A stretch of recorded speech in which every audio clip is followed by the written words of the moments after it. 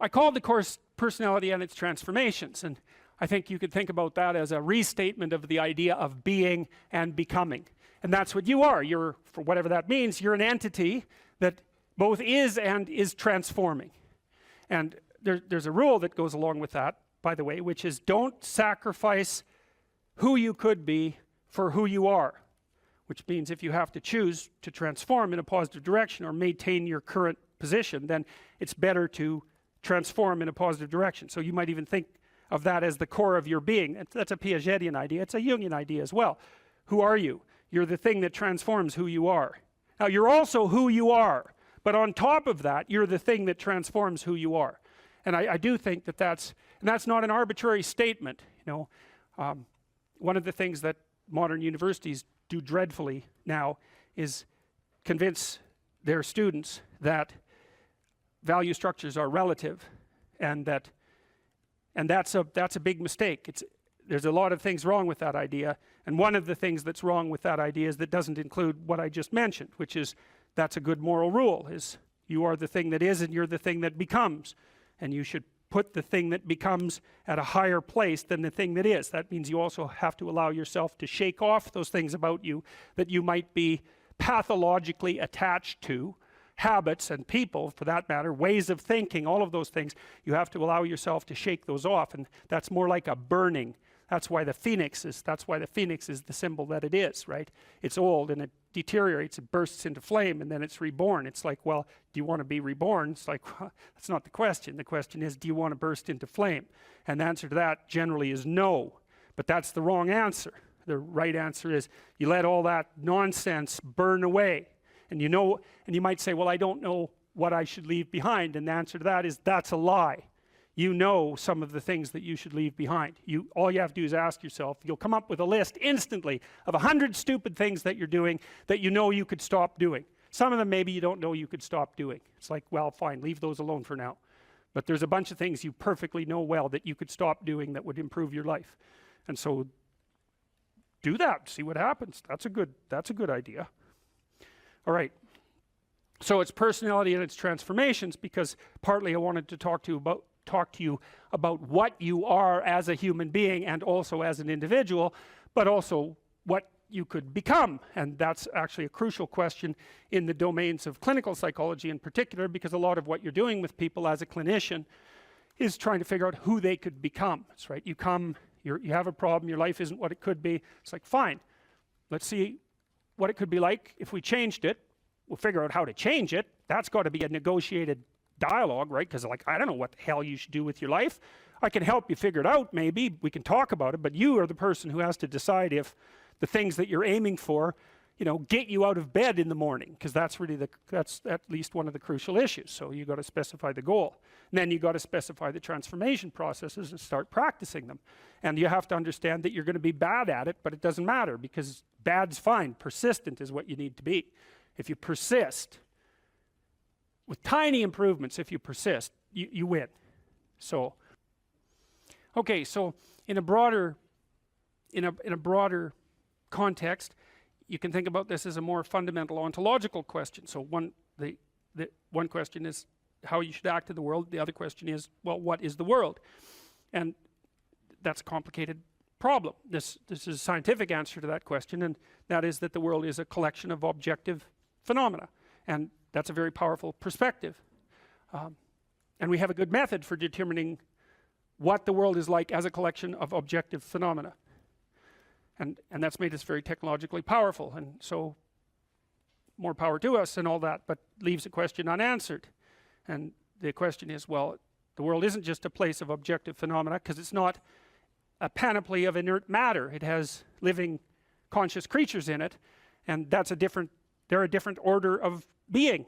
And the fundamental issue for conscious active creatures is not what is the world from an objective perspective, but how it is that you should conduct yourself in the world.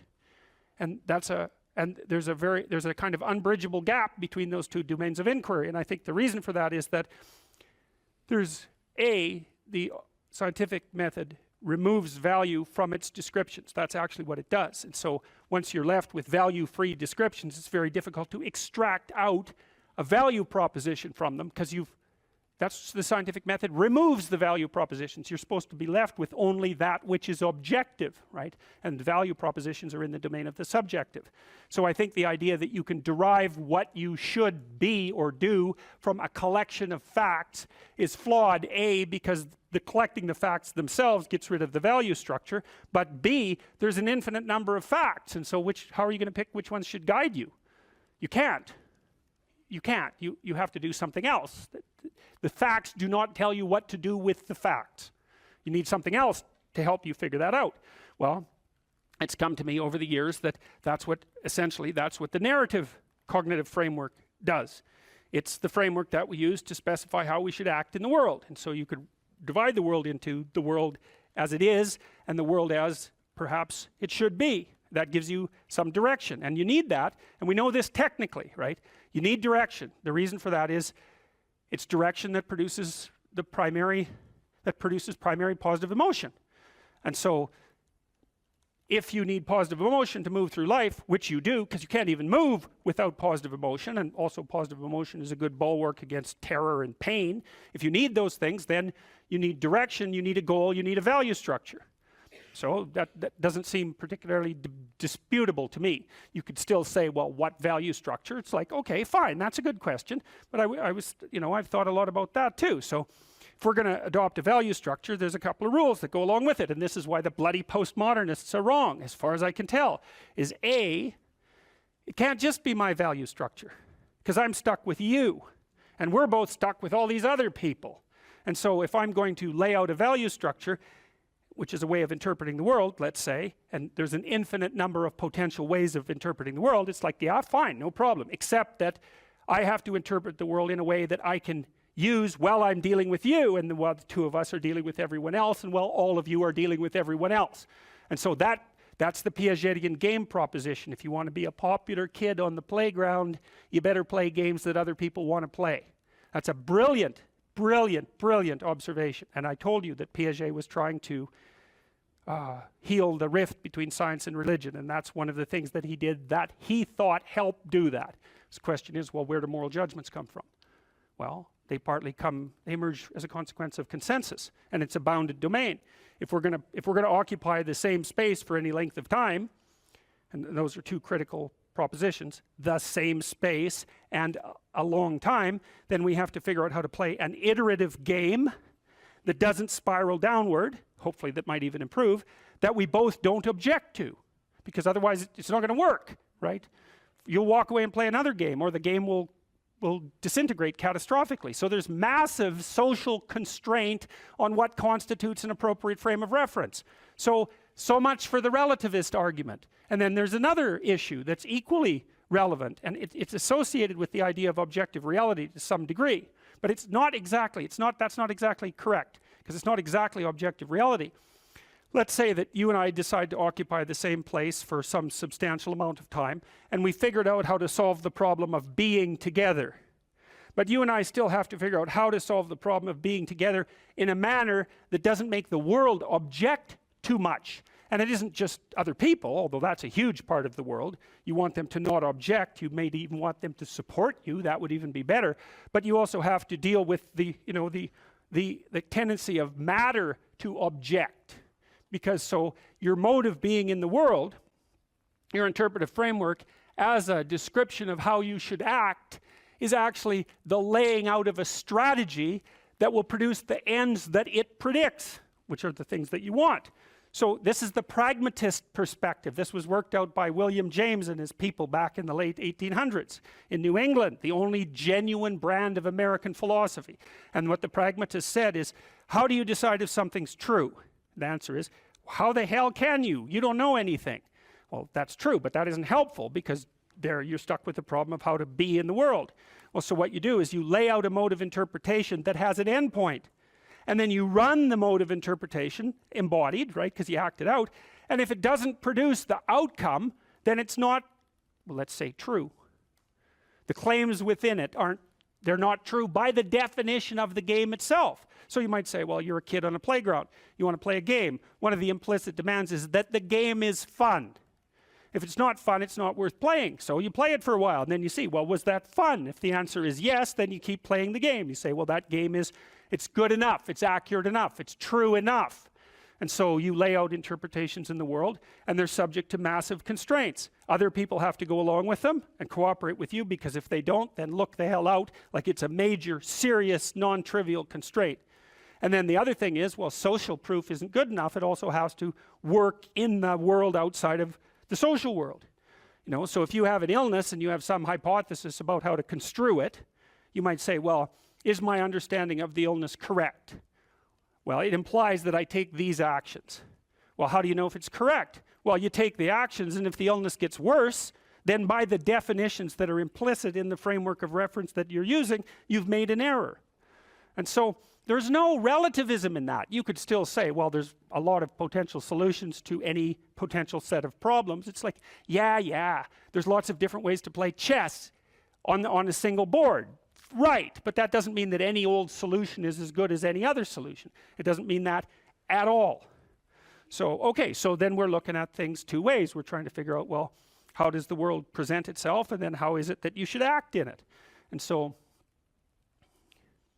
well, there's other constraints on the mechanisms of interpretation that you place in the world. So we could say, well, you're constrained in your interpretations by the constraints that other people place on you. But there's internal constraints as well. We talked about those mostly from a biological perspective, because you could also regard yourself in some sense as a loose internal society. And that's sort of a psychoanalytic dictum, right? You're a collection of sub-personalities, or you could say you're a collection of sub-routines. I don't care how you formulate it, but you're a unity, but you're a unity that brings together a plurality of subcomponents. And part of the constraints on how it is that you lay out your interpretation of the world is that you have to satisfy those internal subsystems, right? So you're the ego, but it's more like you're the captain of a ship full of people who are rowing. You got to keep the people rowing. You're not tyrant. You're not omnipotent tyrant of your own destiny. You're constrained by the nature of your own being. And so you have to provide yourself with food, and you have to provide yourself with shelter, and you have to provide yourself with water, and all of these things. And those are demands that are laid on you by the nature of your internal processes. And of course, how they lay themselves out as demands and what the appropriate solutions to that is, to those problems are, is debatable infinitely. But you can see the constraints stack up. You have to satisfy your internal constraints. So they have to be brought into a unity. That seems to happen, at least in part, between the ages of 2 and something like between the ages of birth and 4 years old, maybe even 2 years old. You bring yourself together into something that's sort of functioning as a unity. Then you have to turn that unity into a unity that can function in the social world with increasing breadth. And that unity in the social world has to be a unity that can function inside the natural world. It's something like that. So you're stacking up these games into a hierarchy of increasing complexity. And one of the questions that emerges from that is, well, what should be at the top of the hierarchy? If it's a hierarchical structure, it has to be a hierarchical structure, because some things have to be worth doing more than others, or you can't act, which is another thing I really don't like about the postmodernist ethos, because it claims that value structures are there to eliminate, to exclude and oppress, and never once notices that, well, yeah, fair enough, but value structures are also there so that you know which way to walk, because you can't figure out which way to walk without saying that that direction is preferable to that direction. So you're stuck with the damn things. And they do exclude. Obviously, category structures exclude. The question is, if you're going to have a value structure, how is it that it should be constituted? Well, I already described some of the constraints. Like if your value structure is perfectly functioning except that you don't get enough to eat, that turns out actually to be a fatal problem, right? And it might be, you can run into all sorts of fatal problems. You're too lonesome. Well, it means let's say that your value structure is too narcissistic. There's lots of reasons to be lonesome, but that might be one of them. Or you're too timid or something like that. Like you're going to be informed by your own internal biological mechanisms when the value structure that you're laying out in the world is insufficient to keep itself propagating across time. And some of that's just you, and some of that's other people, and some of that's the natural world. Constraints galore. And so in the face of all those constraints, it's absolutely unreasonable to say any old solution goes. Try it. Generate a random solution. Run it as a simulation in the world. And see and see how many slings and arrows come your way. There'll be plenty. And you might say, well, I don't care about slings and arrows. It's like, yeah, no. That's a claim you don't get to make.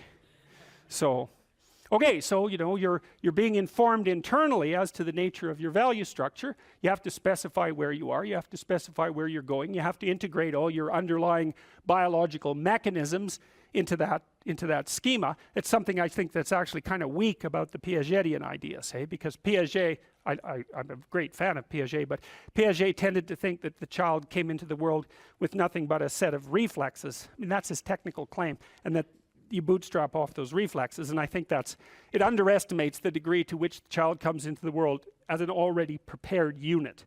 And I mean, he just thought of those things as so self-evident that you don't need to talk about them, but that's actually not true. You do need to talk about them. We know, for example, that if you provide children with food and shelter, and adequate food and shelter, but you don't interact with them socially, almost all of them die in the first year, right? It's not optional. Touch is not optional for children. Attention is not optional for children. Play is not optional for children. So it isn't just like, well, the child comes into the world with a set of reflexes and can adapt to any old environment. It's like, no, the environment has to be structured in a certain way or the child will die. And it's very interesting when it comes to things like play and touch, because you wouldn't think of those as fundamental necessities, right? But it turns out that they are. If you deprive a child badly enough of play and touch in the first 3 years of their life, even if they survive, what comes out at the end of that is often something that's like barely recognizable as a functional human being and cannot be repaired after that point. And that experiment was done with Romanian orphans back in the 90s. So it was an ugly situation, to say the least. Okay, so now you take these underlying biological systems and maybe they aggregate themselves into something that vaguely looks like your temperament, your 5 temperamental dimensions. So maybe if you're an extrovert, you're dominated by the dopaminergic system, just like you are if you're high in openness. And if you're high in neuroticism, it's mostly that you're dominated by anxiety systems and systems that mediate emotional pain. And if you're agreeable, you're dominated by the function of the underlying maternal/care affiliation systems. But so you could say, well, you've got a multitude of fundamental biological predispositions that manifest themselves as implicit stories, something like that, and they organize themselves into the primary temperaments, and the primary temperaments are biasing factors that determine in part the nature of the interpretive structure that you're going to lay out in the world. It's not entirely determined by your temperament. We know that personality is only predicting something like, let's say, 10% of the variance in most complex social outcomes. And the other elements are, well, temperamental as you might be, you still have to get along with other people and the world. So you come in with these internal biases, but they still have to be modified extensively by your social and your natural surround. Okay, and then you develop your routines from the bottom up, as Piaget pointed out, and sometimes from the top down, because now and then you can think yourself into a radical transformation. But mostly what you're doing is building the micro units of your interpretive schemas and your behaviors and aggregating them into higher order structures that you can then tag with higher order abstractions. And we talked about that. You can't tell a 3-year-old to clean up his room. And the reason for that is those are empty boxes as far as the kid's concerned. Clean? He might have room, he might have that. Clean he doesn't have. He might have pick up the teddy bear and put it in that space, right? So that's one of these little micro routines. And maybe you say, you put 20 of those micro routines together and now you can say, clean up your room. And basically what you're saying is, implement the 10 micro routines that you've learned. And so a well-functioning personality has all the micro routines in place. That's actually something that you help people with if you're a behavioral therapist, because one of the things you assume if you're a behavioral therapist is that sometimes the reason people aren't doing things is because they don't know how. Sometimes maybe the person's depressed but potentially high functioning. They got all the damn micro routines. They're well socialized. They're just dormant. You got to get them awake again and implementing them. But sometimes you get someone in your practice, say, who's just been neglected like you cannot believe, right? The parents never paid any attention to them, or maybe just punished them every time they did something good. That's really fun. And then, they didn't make friends, and so they're really, really vague and poorly articulated. And so then what you do is you work at the bottom of the micro routines and get them to practice building up all these little attributes that they didn't build up. And you know, one of the things you can think about in terms of character development is, so now maybe you understand something about your own personality. You might say, well, what could you do to improve your personality? And the answer is, develop some of the micro routines on the other side of the personality distribution. So if you're disagreeable as hell, maybe you could start learning how to do nice things for people. And that actually works, by the way. So if you take disagreeable people who are depressed and you get them doing nice things for other people, their depression tends to lift. But then by the same token, if you're agreeable, then you should practice doing some things for yourself and being more tough-minded in your negotiations. And so you can sort of place yourself on the personality trait distribution. You know, you're extroverted. It's like, okay, man, learn to spend some time with yourself, right? You're low in openness. Well, try reading a book that's outside of your, you know, your sphere of interest now and then. If you're conscientious, well, you should probably learn how to relax occasionally, and so forth. So you can, I think partly what you're doing as you're developing your personality is not moving the mean much, the average, where, you know, where you're located, but you're extending the standard deviation so that you're a bigger bag of tricks than you were before. And I think you can practice that consciously. It's like, you're hyper orderly. It's, well, get a dog, you know. Dogs are messy, horrible things, you know. It's just what you need if you're hyper orderly, because they're going to leave hair everywhere and force you to live with it. Well, this is the development of a vision. Now, you can construe consciousness as the implementer of the vision in the broadest sense. So what we really confront as human beings isn't a deterministic world that runs like clockwork, that the past pushes forward in an algorithmic or deterministic manner. That isn't how the world works. The way the world works is that we confront a horizon of possibility that's not predictable. It's somewhat predictable the way a musical piece is predictable. So it's rule governed, but it's not predictable in a deterministic way. And it's full of possibility and potential. That's actually its nature. It's potential in its nature. And to maximize the quality of our interaction with that potential, we have to impose a vision on it and then pursue the vision. And so when you do the future authoring program, well, that's what you're trying to do, is develop a vision. So here's the first exercise. It's like, okay, here's the deal, all right? You get to have what you need and what you want. Maybe even better, you get to have what you need and want if you were treating yourself properly. So imagine, first of all, that you were treating yourself properly because you actually cared for yourself. Okay, and say you don't. Yeah, well, you don't. How do you help somebody? Well, you at least ask them to open the door to the possibility that maybe they could. So just imagine that you did. Not that you are, that you could, but that you tried. Think, okay, I'm a valuable person, maybe. And if I was treating myself like I had intrinsic value, like if you were treating yourself like you were someone you loved, so you can imagine doing this for someone you actually cared about. Because most people care about someone that isn't them. So do you identify someone you care about? Well, you can, yes, you can, and say, because it does tell you, it's like, well, if you're not so good at caring for yourself, imagine someone you love and then pretend that you're bringing that attitude to bear on you with all your faults and inadequacies. I'm not being casual about this. It's hard for people to do this, right? Because we know our own flaws so deeply. It's hard for us to take care of ourselves. But imagine that you should take care of yourself and that you could and that you did. Just imagine that. So that's opening up at least the door, right? Yeah. And then you say, well, 5 years down the road, you get to have what you want and need. What is it? And so this is a deep question. So, because the question is this: your life is going to be difficult, and it's going to be marked by suffering and tragedy in all sorts of different ways. Disappointment and obstacle and betrayal and the whole panoply of human catastrophe. That's absolutely 100% definitely coming your way. Okay, so given that, and given that you want to live a life free of resentment and bitterness and premature aging and excess suffering, and that you don't want to be a burden to everyone around you, what would you have to make carrying that weight worthwhile?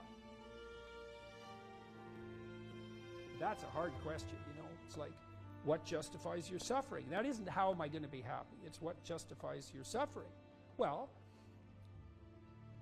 ask yourself. You get to have what you want. if you were taking care of yourself? What would it be? Okay, and so you write for 15 minutes about what your life might be like 5 years down the road if you got to have what you needed and wanted. And then we concretize it. You know, I had lots of clients and students who said, well, I don't know what to do with my life. What should I do with my life? And the first answer to that question is, that's not a very good question. Because it's like, what, do you want a one-line answer to what you should do with your life? Like, life is everything, and you want a one-line answer to everything. No. Bad question. You can imagine a desirable future, but it helps to particularize it. So one of the things you might ask is, where do people find meaning? And the answer is, well, in multiple places. Here's some places people typically find meaning. So if clients came to me and they were depressed, first of all, I'd try to find out, are you depressed? Or do you just have a terrible life, or some combination of those two? And you might ask, what's the difference? And that's a really good question. If you're depressed, you have a good life, but you're suffering. So what would it mean that you have a good life? Well, it means somewhat different things to different people, but you can kind of triangulate on it. Probably you have an intimate relationship, or at least you have the prospects of one. So at least you want one, and you believe that maybe you could have one if you don't have one, and probably if you have a good life, you have one. You have some friends. They're real friends. Right? You have some family members, children perhaps, if not children, parents and siblings, or perhaps both, grandchildren. You're nested inside a family, and your relationships with your family are desirable. You have a job or a career, and so if it's a job, well, then it's hard, and maybe you wouldn't have picked it as a vocation, but at least maybe you have good relationships with your coworkers, and you're doing something difficult, but that's actually socially productive and useful and generates an income, so that's not nothing. You're educated to the level of your intellectual capability, or you have plans to do so. You're taking care of yourself mentally and physically, and you have a strategy for dealing with the realm of signal temptation, drug and alcohol abuse and sexual misbehavior and that sort of thing. And then we've added one more recently, at least conceptually, that you've adopted a certain degree of civic responsibility, right? You're participating in the broader community in some manner. And if you're doing none of those, my life is meaningless. Are you doing any of these? No. Well, that's why it's meaningless. Those are the domains of meaning. If you're miserable and you have none of those things, the first thing to do, if you're a cognitive behavioral therapist with someone, is to say, well, how about we work on like one of these things to begin with? You know, you need some friends. You need to get out in the dating market. You need a job or a better job. You need an educational plan. Like, you don't have a life, so of course you're miserable, because without sustaining life, without sustaining meaning, life is just tragedy. And so your lot is misery.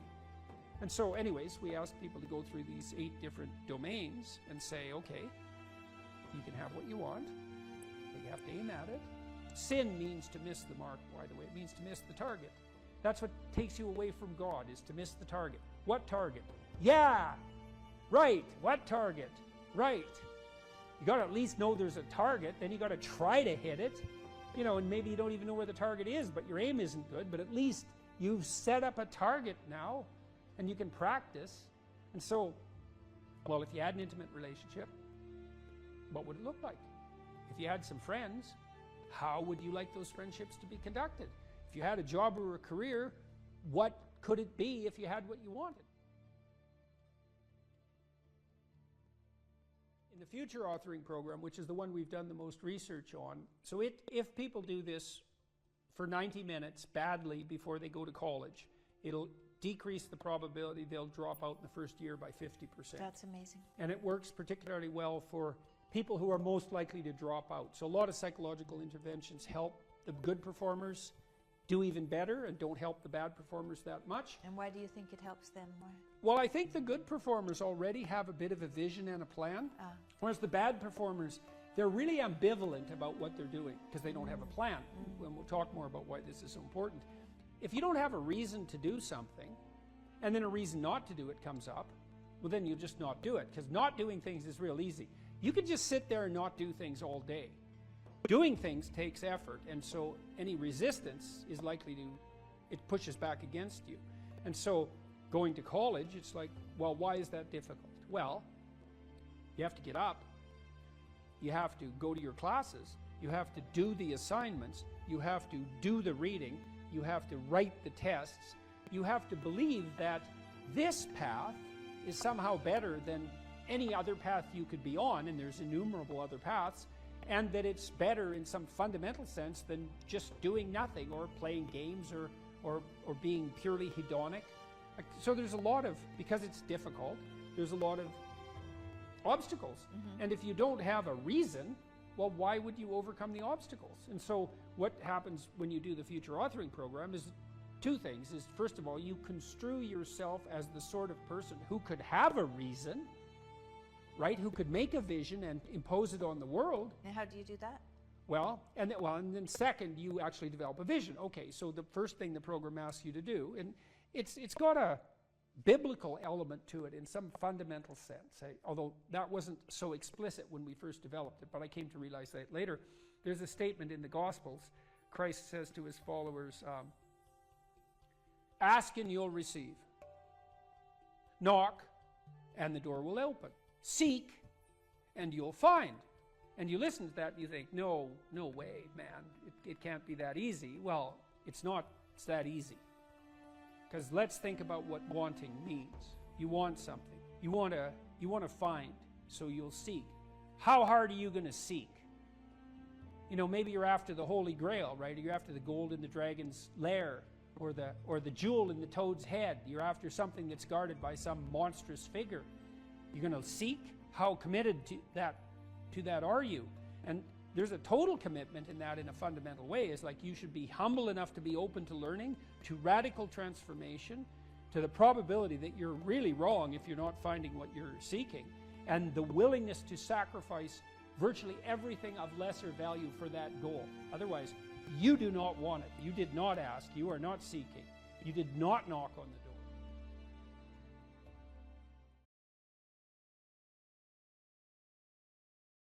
If you're suffering, you are obligated, in a sense, to hold on to whatever rope someone throws you. Life can be meaningful enough to justify its suffering. You can tyrannize yourself into doing things, but I wouldn't recommend it. What I would recommend instead is that you ask yourself what you're willing to do. It's a really effective technique. It's like a meditative technique. That's when life is worthwhile.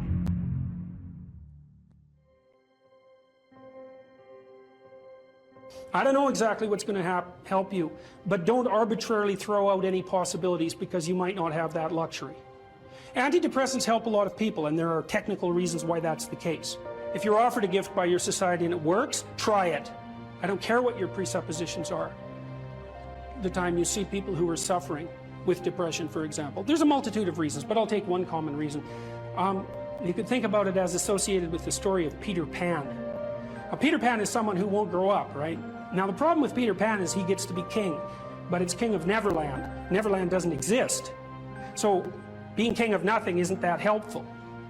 Well, one of the things that you often see with people who suffer from depression, and I'm not making a blanket statement about the cause of depression because there's lots of them, is that people who don't have enough order in their life tend to get overwhelmed.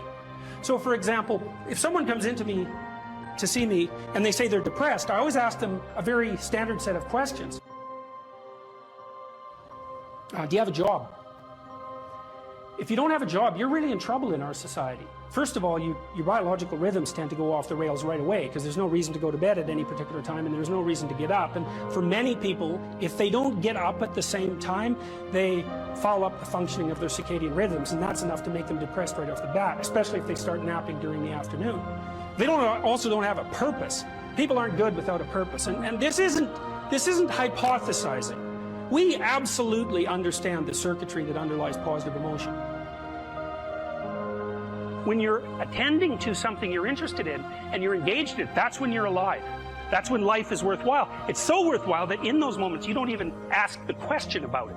The question itself goes away because the meaning that you're united with is so powerful that it can push back the adversity that would otherwise characterize life. Nietzsche said, the person who has a why can bear any how.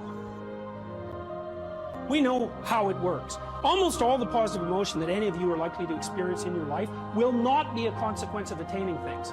It will be a consequence of seeing that things are working as you proceed towards a goal you value. That's completely different. And you need to know this because people are often stunned, for example, they finish their PhD thesis and their presupposition is that they're going to be elated for a month. And often instead they're actually depressed and they think, oh, what the hell, I've been working on this for 7 years and I handed it in and what do I do now? And that's what depresses them, right? It's the what do I do now? Well, they're fine if they enjoyed it pursuing the thing. As long as it was working out, they get a lot of enthusiasm and excitement out of that because that's how our nervous systems work. Most of your positive emotion is goal pursuit emotion. If you take drugs like cocaine or amphetamine, the reason they're enjoyable is because they turn on the systems that help you pursue goals. That's why people like them.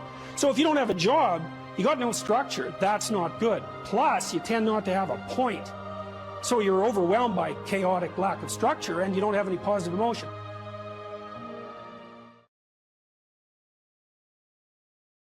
What could you do to improve yourself? Well, let's step one step backwards. The first question might be, why should you even bother improving yourself? And I think the answer to that is something like, so you don't suffer any more stupidly than you have to. Accept responsibility for the catastrophe of your life. And that way you transcend it. And there's an unbelievably hopeful message in there. And the message is, you're actually strong enough to do that. You just don't know it. And you won't find out till you do it. You can't find out till you do it. But if you did it, you'd find out that it was true. Bargain with the future. Wow, that's just, what an idea that is. You know, it's so unlikely. It's a massive risk. It's the ultimate in risks, right? You have to be willing to lose your life in order to find it. What you're willing to forego today's pleasure for tomorrow's advantage. And that's what sacrifice is. And I would say, start where you can start. You know, if something announces itself to you as in need of repair, that you could repair, then, hey, fix it. You fix 100 things like that, your life will be a lot different.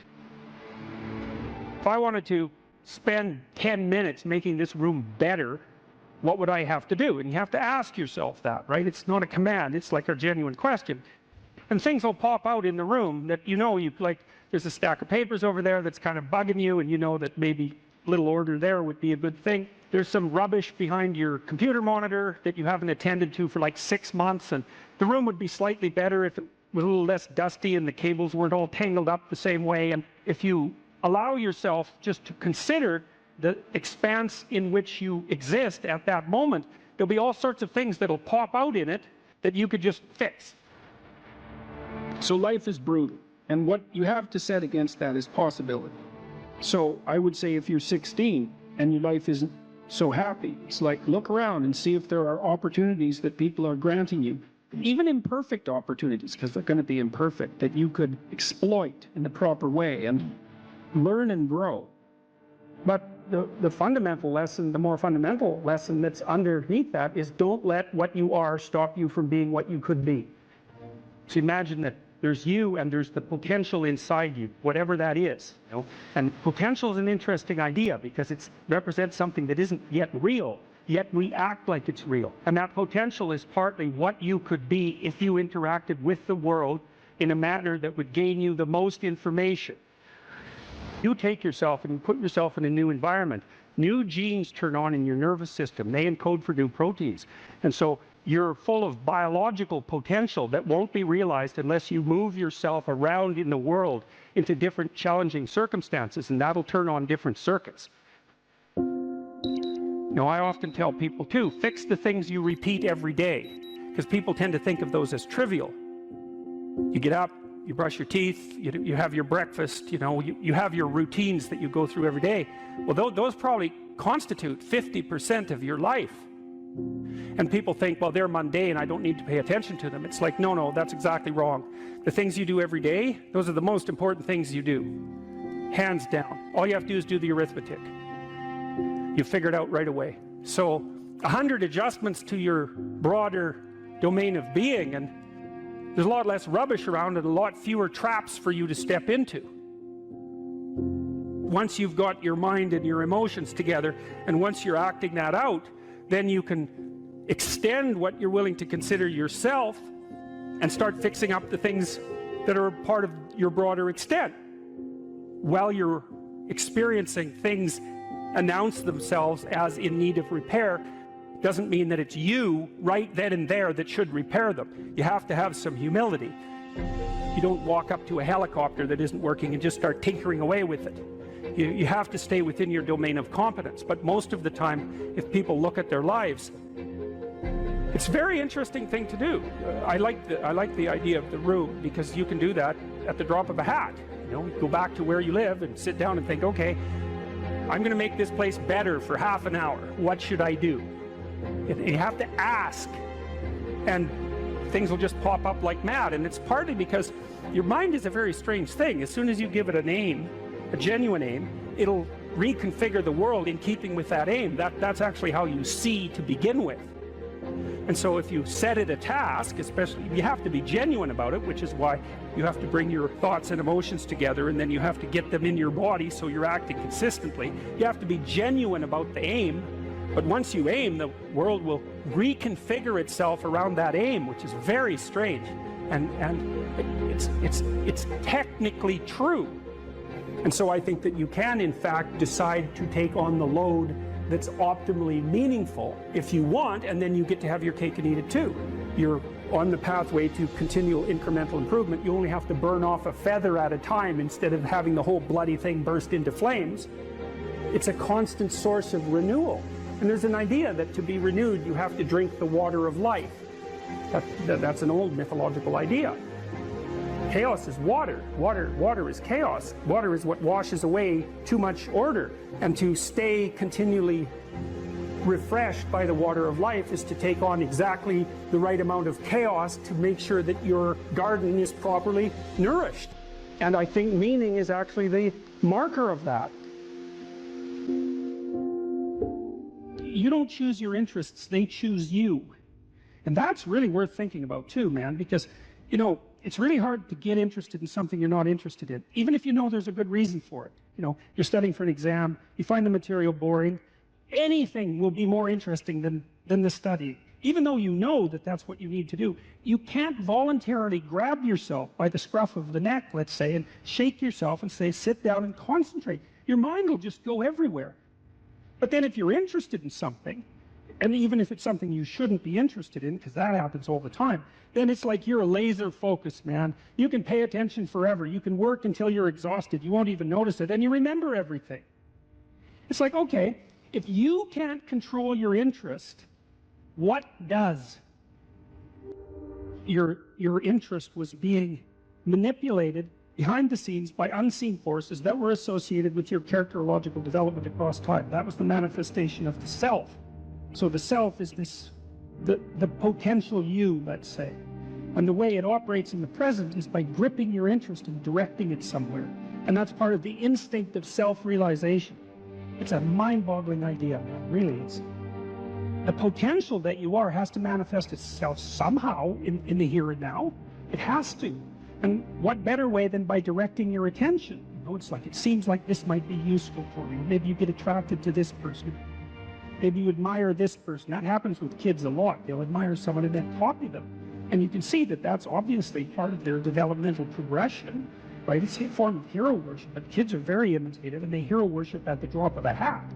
And so they're entranced by the next stage of development. And if they see someone who embodies that, especially if it's in the zone of proximal development, it's something they could achieve, stretching a bit. They find someone who embodies that next stage of development, and then they start to imitate them and act like them. Well, adults are no different. We're no different. We do it at a perhaps more abstract and sophisticated level.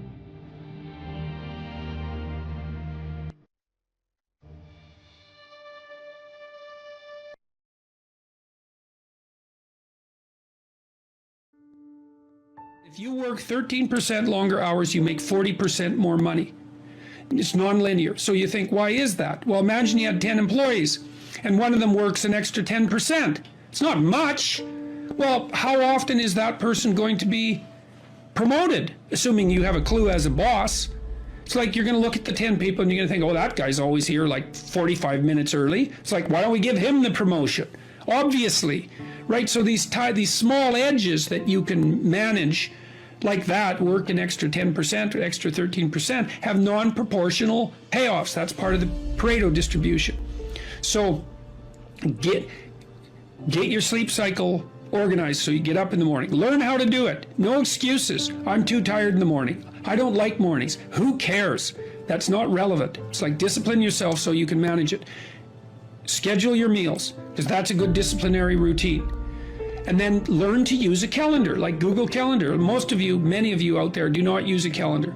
Okay, a calendar is not a prison, and it's not a tyrant. Not if you use it properly. A calendar keeps anxiety at bay. It makes sure that you do what you need to do, which is important, because otherwise you fall behind. But if you use it properly, it's also helps you plan what you want to do. So I could say, well, lay out your damn calendar and design the days you would like to have. That's what your calendar is for. So you can put in all sorts of things in there you want to do, and that would be good for you. And that's a really good way to start being more industrious. Make a plan. You need a plan for 3 years. You need a plan for the next year. You need a plan for the next 6 months. You need a plan for the next 3 months. You need a plan for the week. You need a plan for the day. You need a plan for the hour.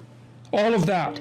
All of that. I make lists constantly of what I have to do. And they're like daily, weekly, monthly, yearly. Right now, I can't look out more than about 6 months, because my life is too complicated and chaotic. But you need a vision of who you could be, what character you could have. 3 to 5 years out, you can't go much farther than that because life is too unpredictable, I think, to make vision that's longer term than that subject to.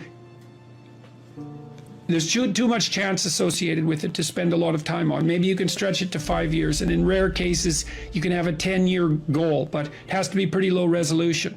But you want plans at all those levels of resolution. You want to write the things down. And because what are you going to do? You're going to stumble around and get what you need? You're going to stumble around and be useful to other people? And it's useful to be useful to other people, They want to work with you then. They want to do things with you. They want to have you around. They trust you. They open up opportunities for you. And if you stumble around like you're blind, you're not going to get anywhere. And then you're going to suffer. And then you're going to be bitter. And then you're going to be cruel. So that's hell. That's a bad outcome. So unless you want that, don't aim for it. Or aim for the opposite, because that's how you get out of it. Make a plan, man. So when I was doing my clinical work, which I did a lot of career work with my clients, both at a beginner level, I would say, like really a beginner level, with people who had no employment whatsoever, no history of employment, who were undereducated and who lacked every skill you could possibly imagine. So these were people who were really in dire straits, up to people who were operating at the top of their profession, but who could still strategize forward. And so, for example, let's say you're at a dead end in your job. Okay, so I don't find my work meaningful. All right, so that's a problem statement. It's like, well, why not? I find the work I do repetitive and boring and without spirit. I have a bad relationship or a neutral relationship with my boss who doesn't know who I am. I have problems with coworkers. All of that needs to be differentiated, right, and analyzed in detail. So we might say, for example, let's say you believe that you're undervalued at work, and maybe you are.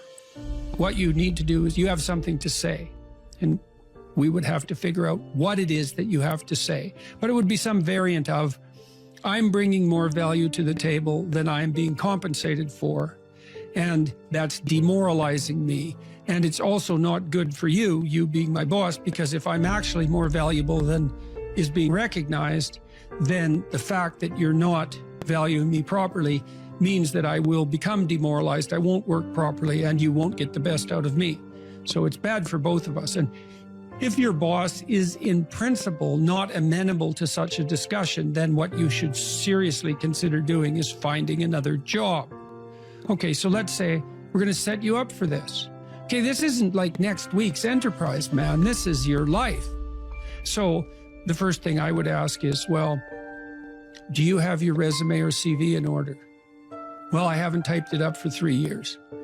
Well, what do you think about bringing it up? Well, I'm pretty nervous about that because there's some holes in it, and, I didn't do so well in college, and I'm kind of embarrassed about my resume. It's like, okay, bring it in. Let's go through it. Let's Let's at least update it. Let's look where the holes are. Let's look at where the inadequacies are as far as you're concerned, right? This isn't my judgment, it's your judgment.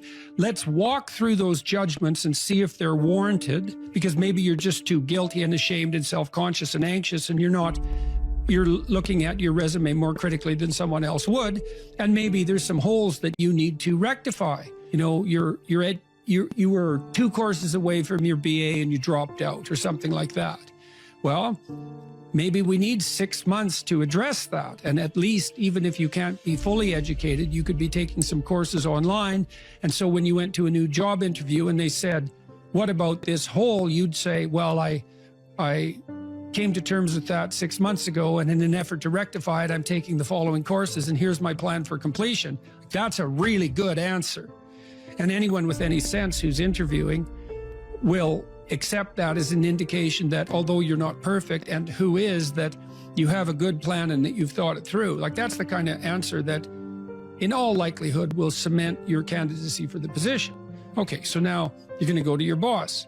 Well, you have to have your CV and your resume in order, and you have to be able to stand on it solidly, and which at least means that you're prepared to address the inadequacies in a credible, realistic, believable, and truthful manner. All right, now what you do is apply for like 10 jobs. You don't have to take them, but maybe you have to go to an interview or 2 or 3 or 4, and maybe there's a bunch of opportunities out there for you that you didn't even know about. And maybe someone offers you a job. And so now you can go to your boss and say, here's the situation I'm in here at work. Here's my evaluation of the problems in relationship to me. Here's what I could do for you if you gave me a 40% raise and the opportunity to progress, but I'd like to see a plan for that.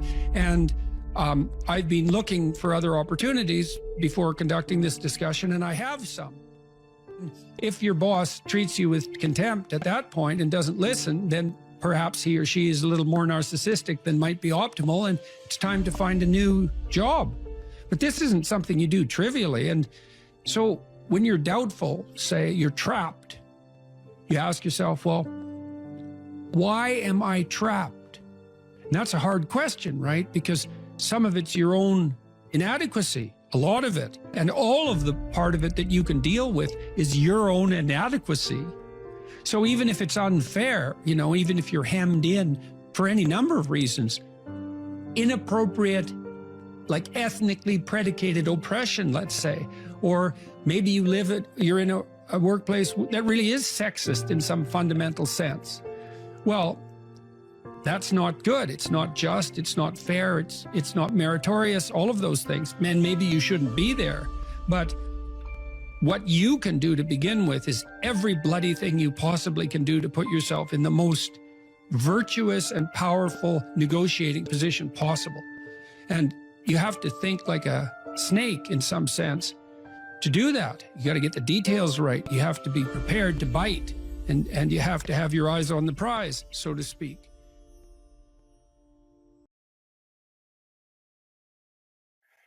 How to think about motivation? We'll think about it from the hypothalamic perspective. So we could say one thing that motivation does is set goals. And we could say that emotions track progress towards goals. And I'm going to use that schema, even though it's not exactly right. So you say, well, motivation determines where you're going to aim. So if you're hungry, you're going to aim at something to eat. And then that will organize your perceptions so that you zero out everything that isn't relevant to that task, which is almost everything.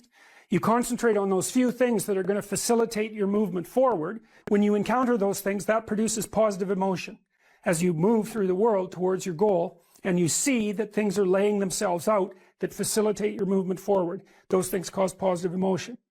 And if you encounter anything that gets in the way, then that produces negative emotion. And it can be like threat, because you're not supposed to encounter something that gets in the way. It can be anger, so that you move it away. It can be frustration, disappointment, grief. Those would, if you had a response that serious to an obstacle, it would probably punish the little motivated frame right out of existence. You know, so you walk downstairs and, I don't know, the contracting company has set a wrecking ball through your kitchen. It's like, that's going to be disappointing. You're not going to keep eating the peanut butter sandwich in the rubble. That little frame is going to get punished out of existence, and some new goal is going to pop up instead.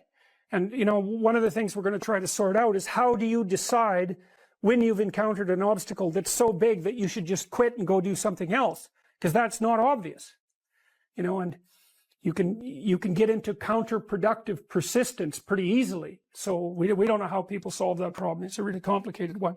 So anyways, we're going to work on that scenario. Your hypothalamus pops up micro goals that are directly relevant to biological survival. That produces a frame of reference. So it's not a goal, it's not a drive, and it's not a collection of behaviors. It's a little personality. And the personality has a viewpoint, it has thoughts that go along with it, it has perceptions, it has action tendencies, all of that. You can see this in addiction, most particularly. So one of the things that you find often with people who are alcoholic is they lie all the time. And that's because when they've built a little alcohol-dependent personality inside of themselves, or a big one, maybe it's 90% of their personality, and one of the things that consists of is all the rationalizations that they've used over the years to justify their addiction to themselves and to other people. And so the addiction has a personality, you know. And so when the person is off, or maybe they're addicted to meth or something like that, where, you know, the addiction is more, it's more short-term powerful, than I would say, than an alcohol addiction. They'll say anything, and the words are just tools used to get towards the goal. And if they happen to be deceptive, whatever, it doesn't matter. They're just practical tools to get towards the goal. And then when you get towards the goal and you take a nice shot of meth or something like that, you reinforce all those rationales that you used to get the drug, and then the next time you're even a better deceiver and liar. So, okay, so we're going to say motivations, one way of thinking about it is they set goals, but it's not the right way of thinking about it. They produce a whole framework of interpretation. And so we're going to think about that framework of interpretation. And then emotions emerge inside of that. So that's it. So the world is framed, motivation set goals. You could say the world has to be framed. So motivation sets that frame, goals, emotions, perceptions, and actions. And then actions track progress. So positive emotion says you're moving forward properly towards your goal. And if you encounter something you don't expect, you stop. That's anxiety. It's like, oh, we're not where we thought we were. And so we don't know what to do. So we should stop, because we don't know where we are or what we're doing. Stop, frozen. And then the more powerful negative emotions like pain, they might make you get out of there. So emotions, forward, stop, reverse. That's your emotions within that motivated frame. So, and that's another example of how your mind is embedded in your body. Your emotions are like they're offshoots of action tendencies. That's the right way to think about it, because action is everything fundamentally. So what are some basic motivations? Most of these are regulated by the hypothalamus, by the way, and that tells you just how important a control system it is. The other thing that's useful to know about the hypothalamus is that it has projections going up from it that are like tree trunks, and inhibitory projections coming down that are like grapevines. So you can kind of control your hypothalamus as long as it's not on too much. But if it's on in any serious way, it's like it wins. So partly what you do to stop yourself from falling under the dominion of your hypothalamus is to never ever be anywhere where its action is necessary, right? You don't want to go into a biker bar, because you might find yourself in a situation where panicked defensive aggression is immediately necessary. You probably don't want that. You don't want the panic, you don't want the terror, you don't want the frenzied fight, you don't want any of that. You don't want to have to run away in absolute panic. So you just don't go there. And a huge part of how we regulate our emotions is just by never going anywhere where we have to experience them. And so that has very little to do with internal inhibitory control and everything to do with staying where you belong. The Myth of Mental Illness by Thomas Szasz, S-Z-A-S-Z. It's a classic. You should read it. If you're interested in psychology, read it. Like, it's a classic. And he basically said, most people have problems in living. They don't have psychological problems. And so I've experienced, despite my love for the psychoanalysts, very frequently what I'm doing as a therapist is helping people have a life that would work. You know, and you can parameterize that. It's like, what do you need? How about some friends? That people kind of like that. How about an intimate relationship with someone that you can trust, that maybe has a future? That'd be good. How about a career that puts you in a dominance hierarchy somewhere So at least you've got some possibility of rising, some possibility of stabilizing yourself, and a schedule and a routine, because no one can live without a routine. You just forget that. If you guys don't have a routine, I would recommend, like, you get one going, because you cannot be mentally healthy without a routine. You need to pick a time to get up, whatever time you want, but pick one and stick to it, because otherwise you dysregulate your circadian rhythms and they regulate your mood. And eat something in the morning. I've had lots of clients who've had anxiety disorders. I had one client who was literally starving. Very smart girl. There was very little that she liked. She kind of tried to subsist on like half a cup of rice a day. She came to me and said, I have no energy. I come home, all I want to do is watch the same movie over and over. What, like, is that weird? And I thought, well, it depends on how hard you work. You know, it's a little weird, but whatever. It's familiar. You're looking for comfort. So I did an analysis of her diet. It's like 3/4 of a cup of rice. It's like, you're starving.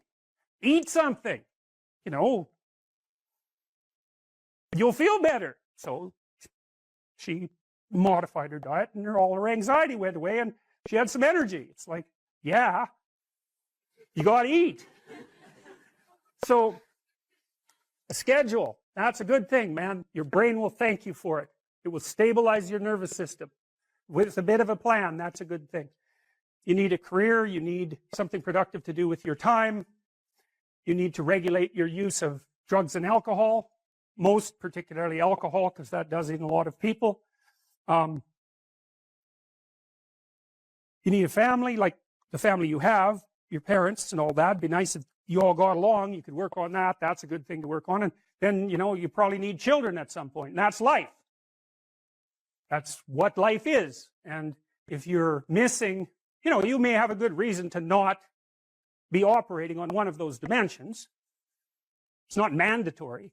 But I can tell you that if you're not operating reasonably well on 4, I think I mentioned 6, if you're not operating reasonably well on at least 3 of them, there's no way you're going to be psychologically thriving.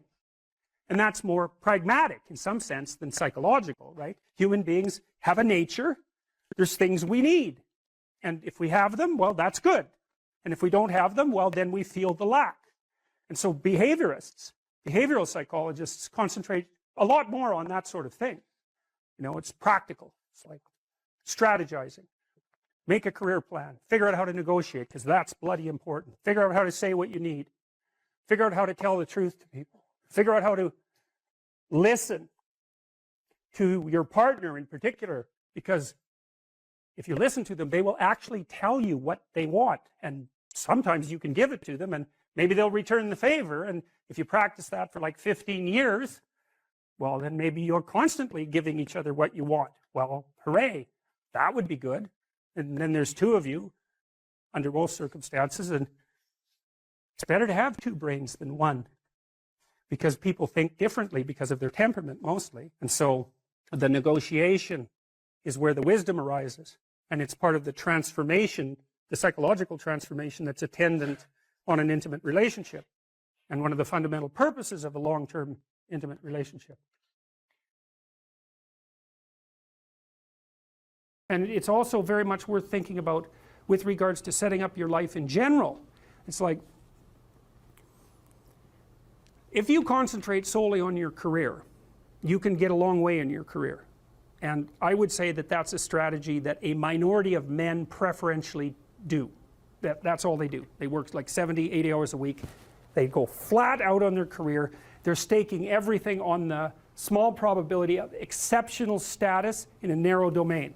But it's hard on them. They don't have a life. It's very difficult for them to have a family. They don't know how to take any leisure activity. Like, they get very one-dimensional. Now, it may be that that unidimensionality is the price you have to pay to be exceptional at one thing, right? Because if you're going to be something like a genius-level mathematician, and you want to do that for, or a scientist, say, it's like, you're in your lab all the time, you're working 70 hours a week or 80 hours a week, you're smart, you're dedicated, you're unidimensional, and that's how you get to beat all the other people who are doing that. It's the only way. But the problem is you don't get a life. Now, if you love being a scientist and you have that kind of focus of mind well, first of all, you're a rare person, and second, you're going to pay for it. But fine, more power to you. But it's a risky business to do that. You sacrifice a lot for it. You know, and I would say most often, if you're speaking about having a healthy life, that isn't what you do. You spread yourself out more. So, you know, you have a family, you have some things that you do outside of work that are meaningful to you and useful. You have a network of friends.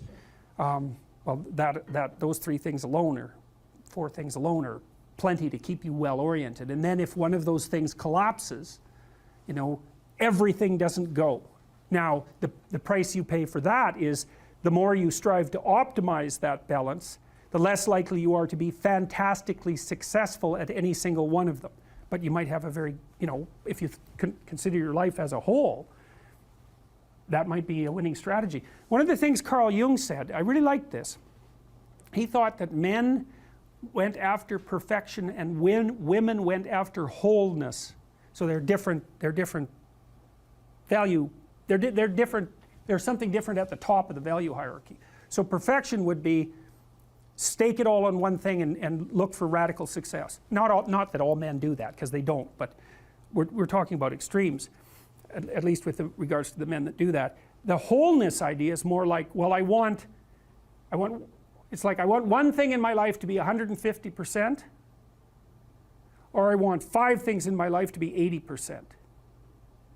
Well, there's a lot more richness in a life where you have 5 things operating at 80%, but you're not operating at any of them at 150%.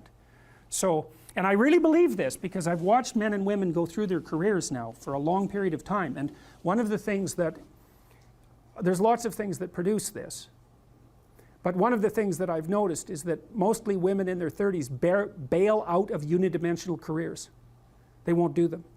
They won't put in the 80 hours a week that they would have to put in order to dominate that particular area. And it isn't, the reason that they won't do it is because they decide it's not worth it. And no wonder, because why would that be worth it? You have to ask yourself that. It's like, well, you want to be an outstanding scientist. It's like, okay, really, that's what you want, because that means that's what you do. Because you're competing with other people, you know, they're smart, they're hardworking, and if you want to be at the top, you have to be smarter and work harder than any of them. And working hard means working long hours. I mean, it also means working diligently, but in the final analysis, it's also an additive issue. If I'm smart and hardworking and I can crank out for 70 hours a week, and you do it for 30, it's like, in 2 years, I'm so far ahead of you, you will never ever catch up. So, anyways. And I think partly, maybe part of the reason too that women are oriented that way more than men, I think there's 2 reasons. One is socioeconomic status does not make women more attractive on the mating market, but it does make men more attractive. And the second is women's time frame is compressed, right? Because guys can always say, well, I'll have kids later, and they can say that till they're like 80. Whereas women, it's like, no way, man, you got to get it together by the time you're, let's say 40, but really probably by 35, but definitely by 40, because otherwise it ain't happening. And that's bloody dreadful. Like, the most unhappy people you ever see, no. No. One of the common routes to extreme unhappiness is to want children and not have them. I wouldn't recommend that. You know, you see couples who are in their 30s. 1 couple in 3 over the age of 30 has fertility problems. That's defined as inability to conceive after 1 year of trying. 1 in 3. So it's worth thinking about, because people are very, very unhappy if they want to have kids and then they can't. Man, you're in the medical mill for 10 years if that's what happens to you. When I talked about hierarchies, now it's very important where you are in your hierarchical position with regards to other people in relationship to your mental health. And this is a really important thing to understand, because you have an ancient counter in your brain, and that was the point of the biological comparisons, lobsters being one set of comparisons, but not only lobsters. We know perfectly well, animal behaviorists, people who know their neuropsychopharmacology, know perfectly well that the serotonergic system operates quite similarly across most animals with complex nervous systems, and one of the things that it does is track relative status position. And in birds, wrens, which is another example I used, a lot of it is power. You know, wren's a little bird. It's quite a cute bird. It sings very nicely, and you think it's harmless, but it's not. It's a vicious little character. And I used to sit in my backyard and record wren songs on my tape recorder, and the wren that lived in our backyard would dive bomb it, 4 inches away, and it was very brave of him. And he had a little nest that was up in a tree, and there were some nests that we had built, birdhouses, in the neighborhoods nearby, in the yards nearby. And he would go, like half his day spent stuffing those other birdhouses with sticks, so full that no bird could get in them. It was like, this is my damn yard, which is what he was saying when he was singing so beautifully. And you better look the hell out, because if you build, I'm going to stuff your damn house with sticks, and if I see you sitting on a branch, I'm going to dive bomb you and knock you off. And that's power, and that's what wrens do, despite the fact that they're cute. And chickens do the same thing. There are pecking orders among chickens, and virtually every animal. Wolf packs organize themselves into hierarchies, and chimpanzees organize themselves into hierarchies, and there are rat hierarchies, and hierarchical organization is the rule among animals that live somewhat socially, and even those who don't, that occupy the same geographical territory. There has to be some way of organizing access to relatively scarce resources that doesn't result in chronic combat. Because chronic combat, well, look, you're Wren A and you're Wren B, and you decide to have it out, so you peck yourselves half to death, and you're Wren C, and so you got a little bit more patience. You just wait until those two wrens beat each other to death, and then you move in. It's like it's a stupid solution. It doesn't even work for wrens, let alone people. And so, the wrens announce their prowess, and they do that with the quality of their song and their displays, and they indicate to one another who shouldn't be messed with, and then there's a minimum of combat. And you could make a pretty good case that that's power, But it's not like wrens get together and build like wren apartment houses and then go out on collective worm hunt insects, collective insect hunting expeditions and bring them all back and distribute them, or make insect farms so that there's more insects for all the wrens. They haven't got that far, They're competing in a zero-sum game. And that isn't what human beings do. We figured out how to not have zero-sum games a very, very long time ago. And it turns out that if the game you're playing isn't zero-sum, right, which means that there's only a finite number of resources and everybody has to fight to the death for them, and some are going to get the lion's share and others are going to starve. If you're not playing a zero-sum game, then you can learn to cooperate and compete in an intelligent and civilized manner, and all of a sudden, there's more than enough for everyone. Now, still, some people are going to have more than others, but there's nothing. How are you going to stop that? And do you want to? Do you want to only know what? Do you want to only be allowed to know what everyone else knows? You don't get to know anything that anyone else knows, because it's got to be equal. You want everyone to be exactly the same amount of attractive, and if you averaged attractiveness overall and you only allowed each person to be as attractive as the average person, there'd be not much attractiveness left in the world. And it seems to me that would be quite the loss, And strength. You're not allowed to have any additional strength or ambition or talent or let's say athletic ability.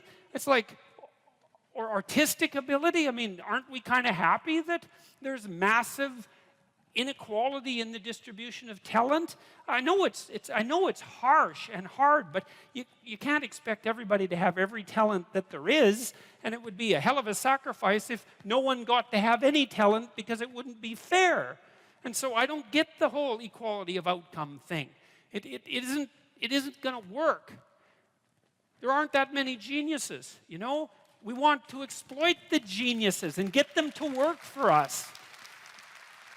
And if the price is that somebody has more than you do of something, well, suck it up, for Christ's sake. Well, Jesus, seriously, man. It's like, look, How much more do you have than most people have? You know, you need to make $30,000 a year to be in the top 1% of the socioeconomic distribution worldwide.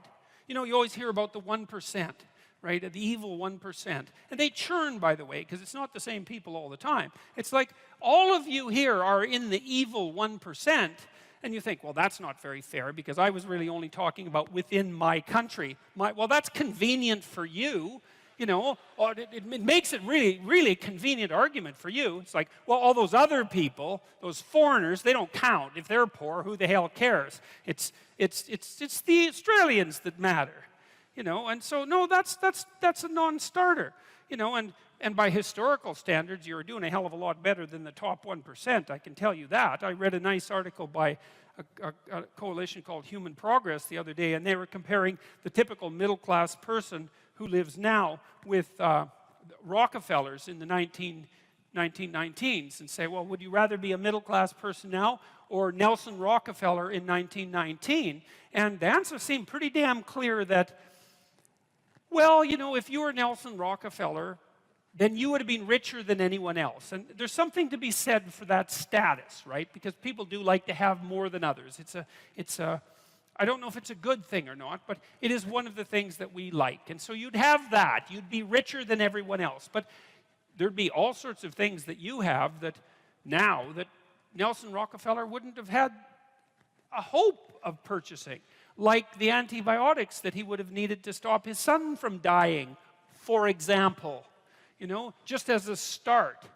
And so I think this complaint about inequality, look, no one likes inequality exactly. You walk down the street, this is why I always get a kick out of people who protest, I'm against poverty. It's like, really? You're against poverty, and you think that's a unique enough attribute so that it was worth your time to make a sign that said that you were against poverty and show other people.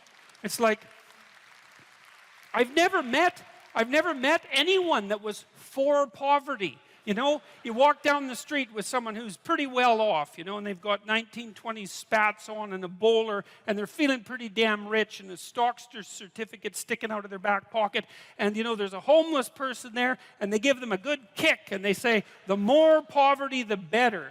It's like, no. You know, when people walk down the street and you see homeless people, and they're often, homelessness is a complex problem. Like you think, well, homeless people are poor. It's like, yeah, man. That's like one problem they have out of 50.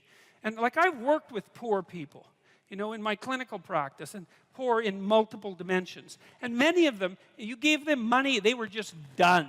Especially if they were like alcoholics and cocaine addicts. As long as they were broke, they had some hope of living through the next month. But as soon as their unemployment check showed up, man, they were face down in the ditch 3 days later, right? Nothing but cocaine and alcohol with all their idiot friends for 3 days. And then they'd show up back in my practice saying, you know, God, I relapsed again. I said, well, what happened? Well, my money came in. It's like, yeah, money's really going to do you a hell of a lot of good. It'll just kill you faster than poverty. Now, not that there's anything good about poverty, but it's not like these are simple problems. You know, you walk down the street and you see someone who's been an alcoholic for 20 years and maybe they're addicted to methamphetamines as well, or maybe they're schizophrenic. It's like, it isn't unequal distribution of monetary resources that is the primary cause for that problem, and it isn't going to be some sort of straightforward redistribution that's going to fix it, because it's way more complicated than that. And so, and then the whole power thing too. It's like, look, I get it. I get the left wing issue, and I really do. And I think I get it better than the damn left-wingers get it. Because, you know, most of the radical types, they follow Marx, and they say, well, one of Marx's dictums was that capital tended to accumulate in the hands of fewer and fewer people. Faith is a presupposition for living in the truth. And then you might ask yourself another question, which is, well, why bother living in the truth? Well, one answer would be so that reality doesn't rise up and smite you repeatedly, which it will, if you're deceptive. So that's one answer, but here's another answer, and this is a better answer. People ask themselves all the time, what's the purpose of life? And there's a variety of answers to that. There's no purpose. We're just atoms on a dust mote at the edge of a rather reprehensible corner of the cosmos, and we exist for a moment and we're out, and that's that. Or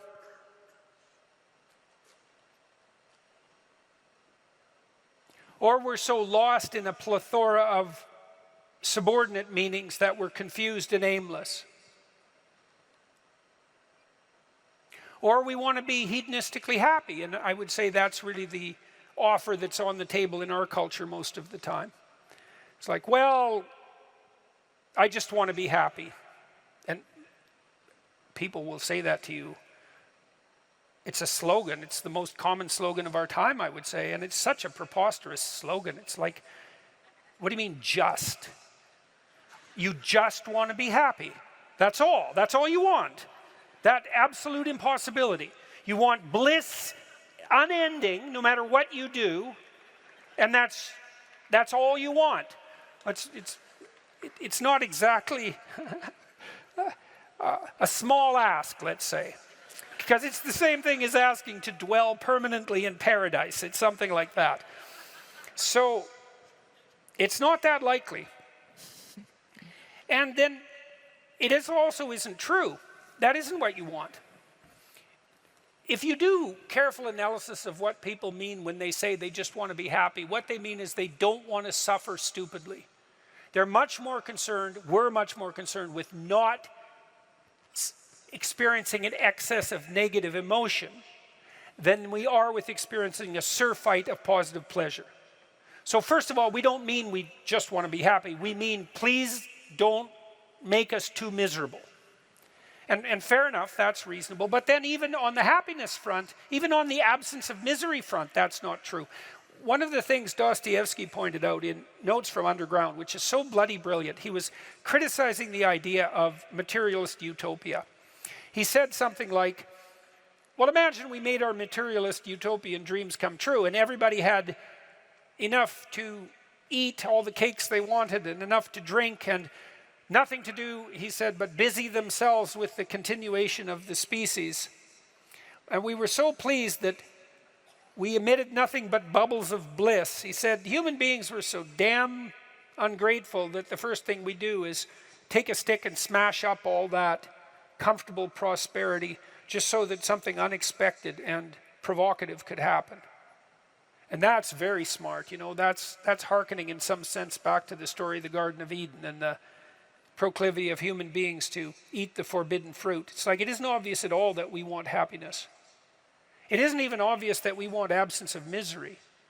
What's really obvious is that we want an adventure, right? We want an adventure that's so compelling that it makes the misery of life not just justifiable, but worthwhile. You want to look back on your life, you know. Mm-hmm. You want to look back on your life, and you know this to be true. You want to be able to say to yourself, even considering a month or a week or a series of days, you want to be able to say, that was really difficult, but you know what? It was worth it. And I think that's what you want from your life. It's something like, you know what? That was difficult, but it was worth it. And that meant that the adventure was so great that it justified the difficulties. And so then the question is, and here's the question, where do you find the great adventure of your life? Well, how about in truth? Well, why? Because you don't know what's going to happen if you tell the truth. It's a mystery. It's going to lay itself out for you.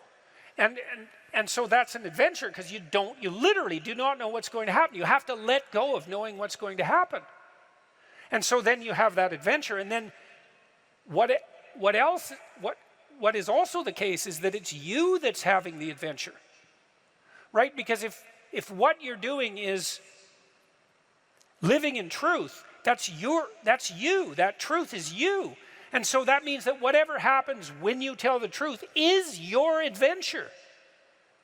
And then you think, well, I'm using deception. It's like, well, maybe you are, but maybe deception is using you. And then maybe it's the spirit of deception that's having the adventure of your life. And then you might ask yourself, well, why are you so miserable and unhappy? And the answer would be, well, the spirit of deception is having the adventure of your life. You're not even there. Because if you're not living in truth, you're not there. Obviously, what's there is the spirit of deception. And you might think that's your deception, but I would be very careful about thinking that, because there have been centuries of meditation on the nature of the spirit of deception. And the answer isn't that the spirit of deception is you. The answer is that the spirit of deception is something that possesses you and convinces you that it's you. And that's not something you want to fall into the clutches of. So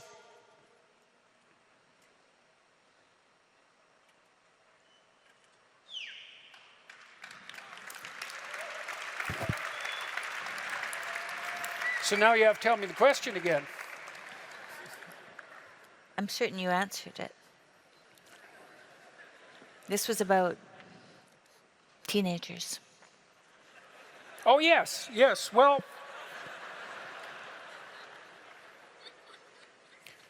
back to the teenagers. Do you not want to go to college, or are you just lying about being lazy? So that's a question, and we can ask ourselves that question. And as I said, on the teenage front, craft a vision, craft a compelling vision. That's really what we are as human beings, is we're visionaries. That's how we confront the horizon of the future. We meet the horizon of the future by crafting a compelling vision. And your vision might not involve a college education, but it should be a vision that makes you think, if I could make that come true, it would justify the trouble that it would take to manage it. And I think that's the right attitude to take towards your life. And we're all going to have our crosses to bear in the most fundamental manner. We all have to deal with the catastrophe of mortality. And I think we all have to deal with the reality of hell. And you can think about that religiously or not. Political hell will do for hell as far as I'm concerned. We certainly saw no shortage of evidence for that in the 20th century. And we all have to contend with that, right? The reality of mortality and the reality of hell. And then we all have to contend with the fact that we have to develop a vision for our life that is so compelling that it justifies those bitter realities. And that's really the nature of the religious enterprise. And that's something you can embark on and should embark on young.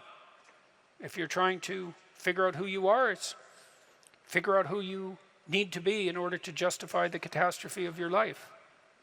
And then you think, well, that was difficult. Man, that's for sure. But it was worth it. So, thank you very much. It was very good of all you to come tonight.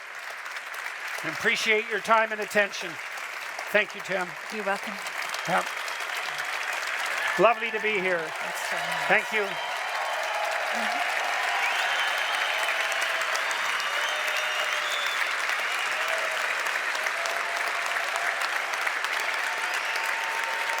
Thank you all. Yeah. Good night.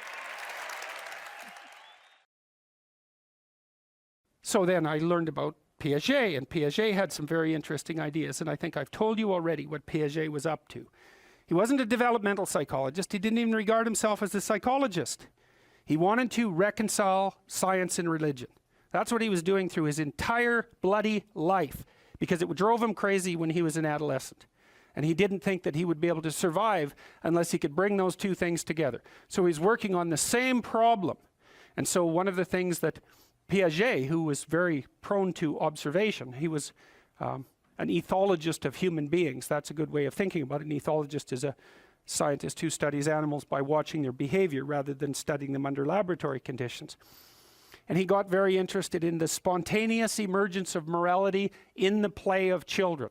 And it was so smart, that idea that, when kids come together and unify themselves towards a particular goal, so in play, that a morality emerges out of that. And that morality and I've mentioned this before, there's a morality in game 1, there's a morality in game 2, there's a morality in game 3. What's common across all those moralities is a meta-morality. And so the meta-morality emerges from the particular moralities that are embedded in particular cooperative situations. We could say cooperative and competitive situations. You can expand that out biologically to some degree to the idea of the dominance hierarchy, right? Every social animal, and even many animals who aren't social, are embedded in a dominance hierarchy. The dominance hierarchy has a structure, or we couldn't call it a dominance hierarchy. Dominance hierarchy A, B, C, D, E, thousands of them across thousands of years.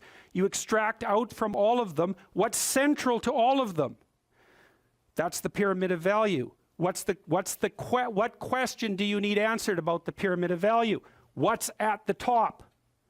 Because that's the ideal. That's the eye at the top of the pyramid, or the golden Buddha in the lotus. It's the same thing. It's the same thing as the crucifix, paradoxically enough. And it has to do with something like the voluntary acceptance and therefore transcendence of suffering. It's something like that. These are not arbitrary ideas. They're deeply, that's my case anyways, they're deeply, deeply, deeply rooted in biology and culture. They're as deeply rooted in biology as the dominance hierarchy is rooted in biology. And we already know the answer to that. The dominance hierarchy has been around for 350 million years. It's a long time. You don't get to just brush that off and say, well, morality is some sort of second order cognitive problem. It's like, no, it's not. I mean, I can tell you something about its instantiation in your nervous system. You have a counter at the bottom of your brain that keeps track of where you are in terms of your status. And it bloody well regulates the sensitivity of your emotions. So if you're at the bottom of the hierarchy, barely clinging on to the world, everything overwhelms you. And that's because you're damn near dead. And so everything should overwhelm you. You've got no extra resources. Any more threat, you're sunk. So you become extremely sensitive to negative emotion and maybe also impulsive, so that you grab while the grabbing's good. And if you're nearer the top in the dominance hierarchy and your counter tells you that, then your serotonin levels go up, you're less sensitive to negative emotion, you're less impulsive, you live longer, like everything works in your favor. Your immune system functions better, and you're oriented at least to some degree towards the medium and long-term future. And you can afford that because all hell isn't breaking loose around you all the time. And so then the question is there a way of being that increases the probability that you're going to move up dominance hierarchies? Well, that doesn't seem to be a particularly provocative proposition, unless you think that it's completely arbitrary and random, and that you can think that if you want, but I don't think there's any evidence for that whatsoever. I mean, we certainly have, even for sexual selection, we impose criteria. They're not random and arbitrary. So, okay, so back to Jung. So what was Jung trying to do? Well, he was trying to see, Jung believed that once we had stopped populating the cosmos with gods, that they went inside. That's a good way of thinking. Well, think about it this way. You know, an archaic person looks at the sky and uses his imagination to populate the sky. What's the sky? Well, it's the constellations. It's the domain of the gods. Well, why? Well, because the gods are what are out there beyond your understanding. Well, that's what you see when you look up at the sky. So you populate the night sky with figures of your imagination. So the gods are the things that you broadcast out of your imagination and see spread over the world. It's like the contents of your unconscious are manifesting themselves when you encounter the unknown. It's exactly what it is. That's exactly how else could it be, right? You're projecting your fantasy onto what you don't understand. That's how you start to cope with what you don't understand. You populate the unknown with deities. Where did they come from? They came from your imagination. Well, what happens when you take them out of the world? Do they disappear? No. They just go back into your imagination. So that's where Jung dug down to find them. That's the same motif as rescuing your dead father or rescuing your father from the belly of the whale. It's the same idea, is that the corpses of the gods inhabit your imagination. So where do you go if you need to revivify them? You go into your imagination. And that's exactly what Jung did. And I mean, this is no secret. If you read Jung, he tells you that's what he did. He tells you that's why he did it. It's not an interpretation on my part. Well, so then the question is, what's down there? Is it just mess and catastrophe? Or is there something in it that's patterned? Well, Jung's proposition was that you rediscover the great archetypes that guide human being by investigating the structure of your imagination. When he thought about the imagination, in some sense, at least in part, as a manifestation of your biology. Well, yes. What else would it be? You know, when I told you that story about my nephew, I believe, right, about him running around as a knight and then going off to have a combat with the dwarves and the dragons. It's like, well, where did that come from? Well, partly it came from his culture, right? Because he was a knight, and so obviously that's a cultural construct. But the thing is that his imagination it's this structure that's looking for things to fill itself with, just like your predisposition to language. You have a predisposition to language. What is that? We don't know. What does it do? It looks for things in the world to fill itself with, right? And if you first of all, when you start to learn how to speak, you babble every phoneme. Did you know that? If I was learning to speak an Asian language, there would be phonemes I couldn't pronounce, and vice versa. An infant, all of them, they babble all the phonemes, and then as they start to learn the language, they lose the ability to say a bunch of them and only retain the ones that are relevant to that language. So a baby babbles all possible languages, that's a way of thinking about it, and then loses the ability. So that's you can see there. So you could say, well, you manifest the potential to be possessed by the set of all possible archetypes. It's built into your biology. And then as you're enculturated in your own culture, the set of archetypes that manifest themselves in that culture are the ones that you pull in for your own use. So my nephew's running around like a knight. Well, you know, if he would have been born in the middle of the Amazon, he would have been running around with a bow and, you know, a poisoned arrow and a bow. It's the same thing. It's the same idea. It's just trapped out in different cultural dress. And his little imagination was trying to solve the problem. How do you deal with the unknown? Well, what's the unknown? It's these little devils that keep jumping up on you and biting you, and they come out without end. So just killing them, it's like cutting the head off the Hydra, right? 7 more grow. Well, what the hell good is it to solve one problem when there's just a bunch more problems that are going to come after you? And that's everyone's question. That's the ultimate question of nihilism, right? Why bother solving a problem if all that's going to happen is that 20 more problems are going to come your way? Why not just give up and die? Well, right, it's a good question.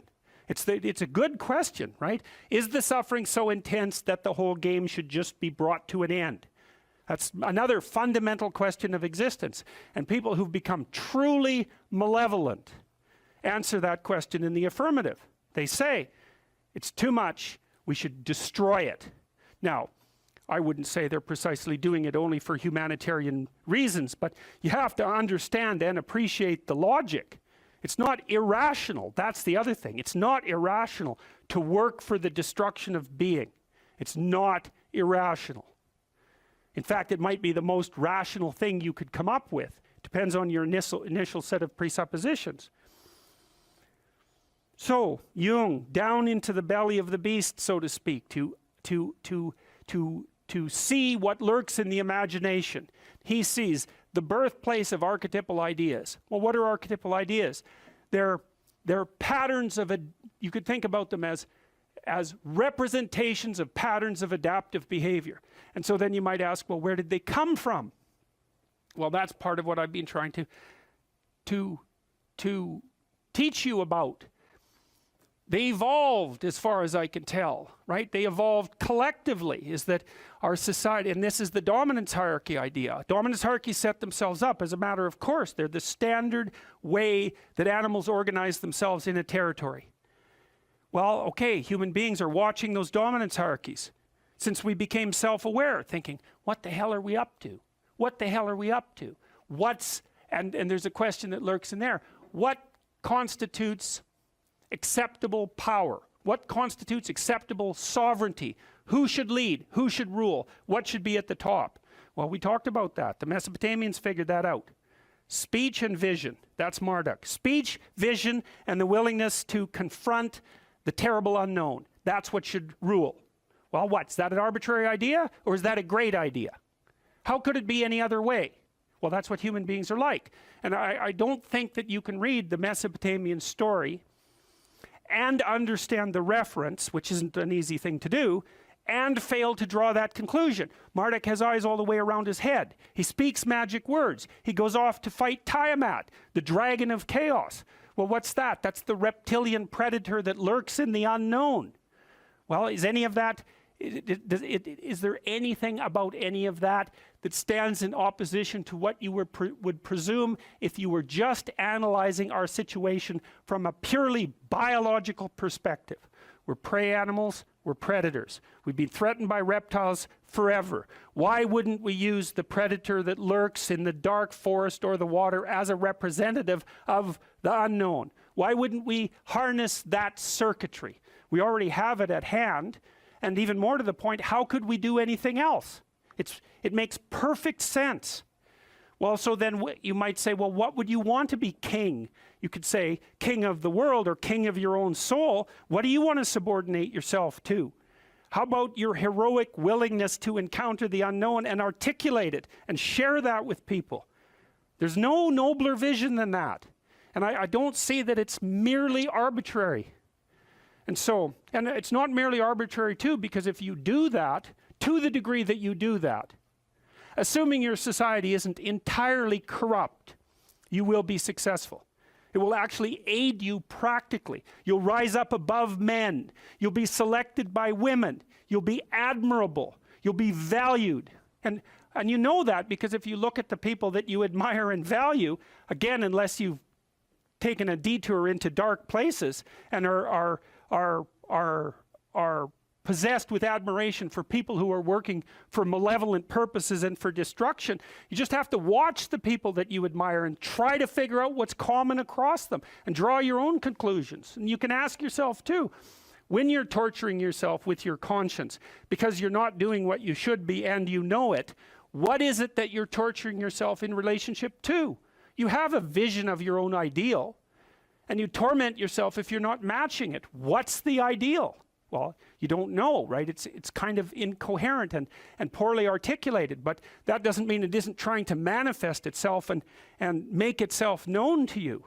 It's really the purpose of religious education, is to make that ideal articulated.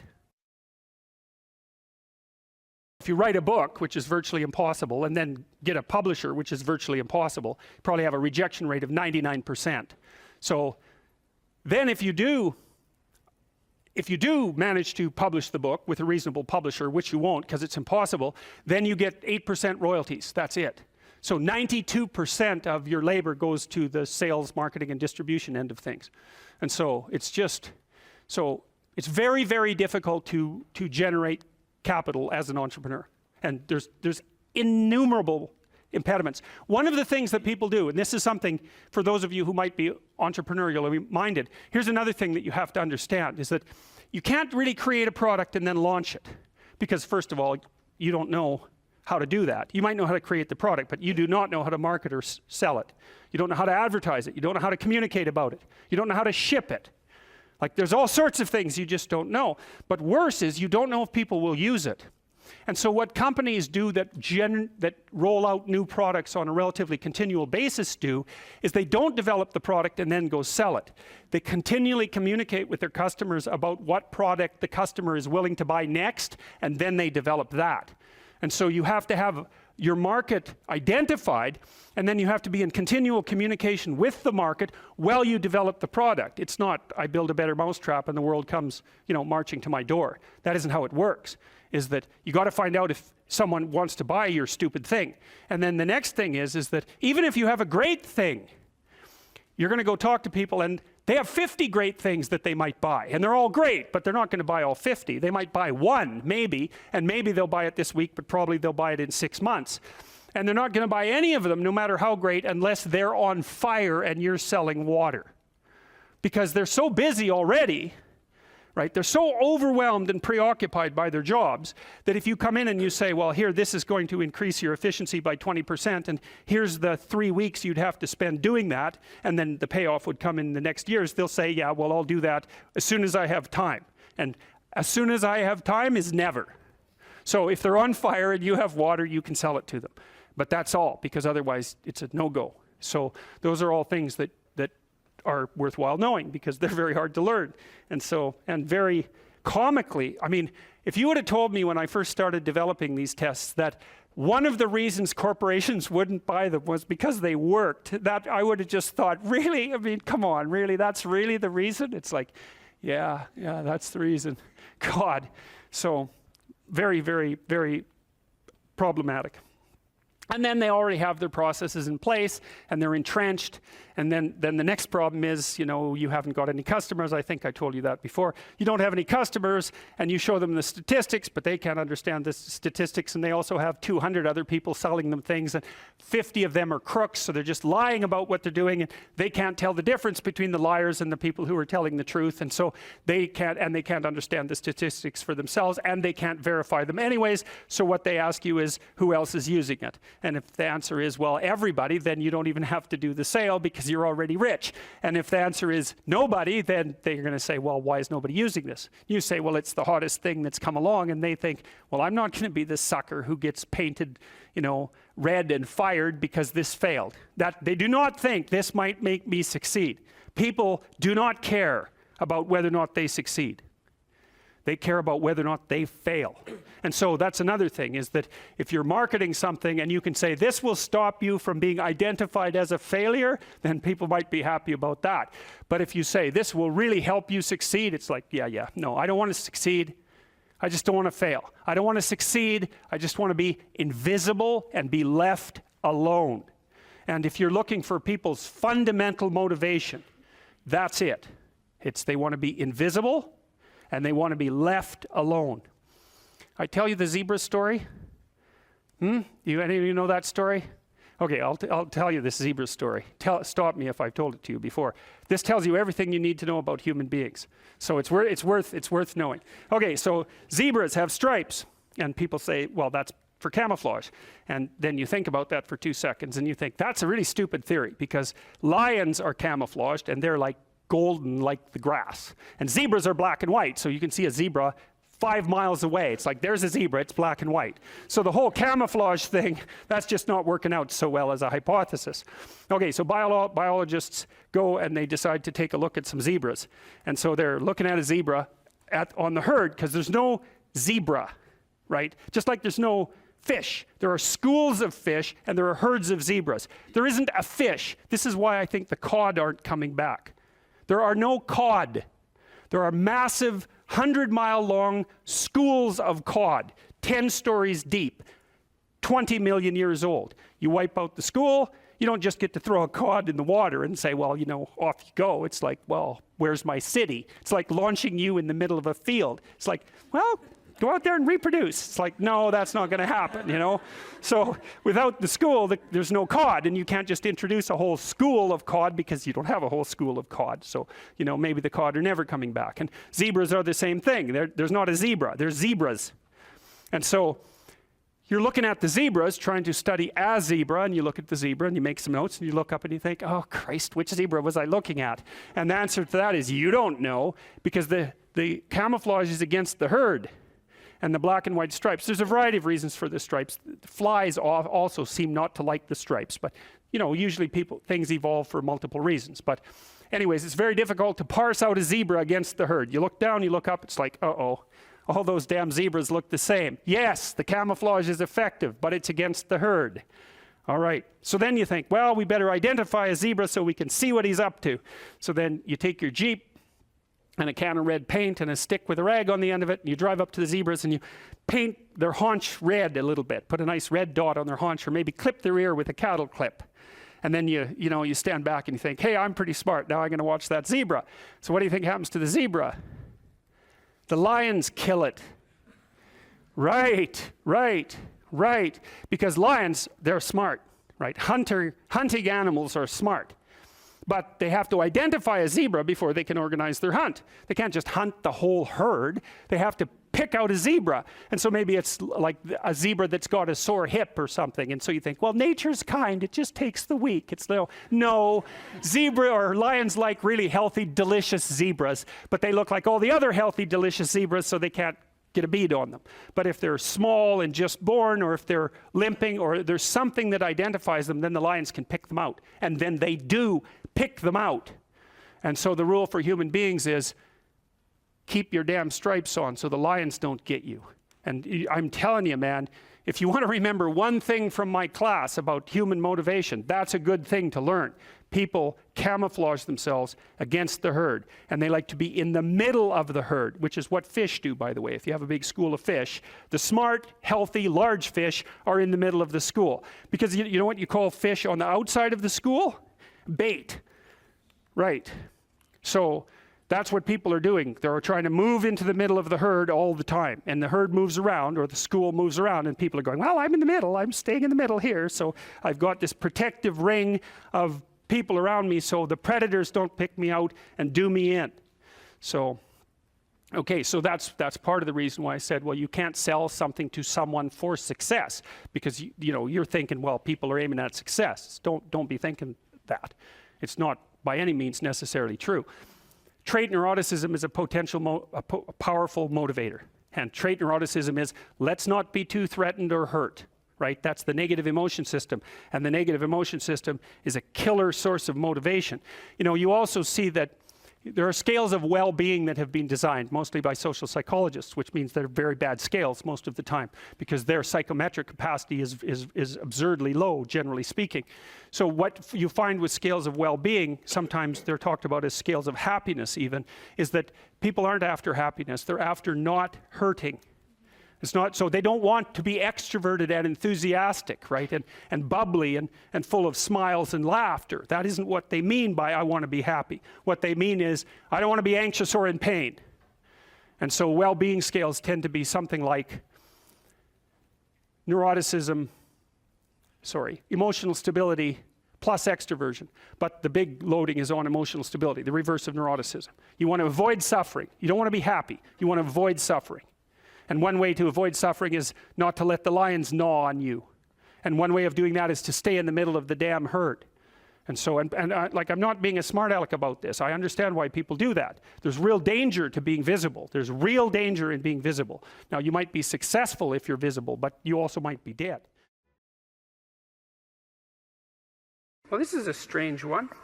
I don't know about you people from Sydney.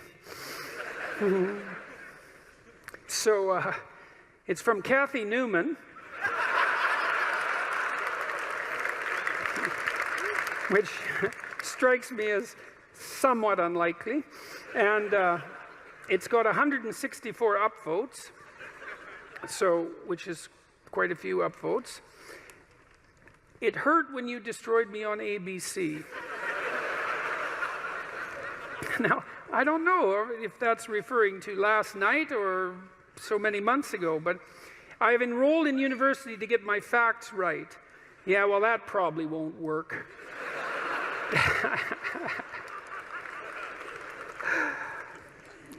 Thank you for enlightening my soul. The burns are still healing.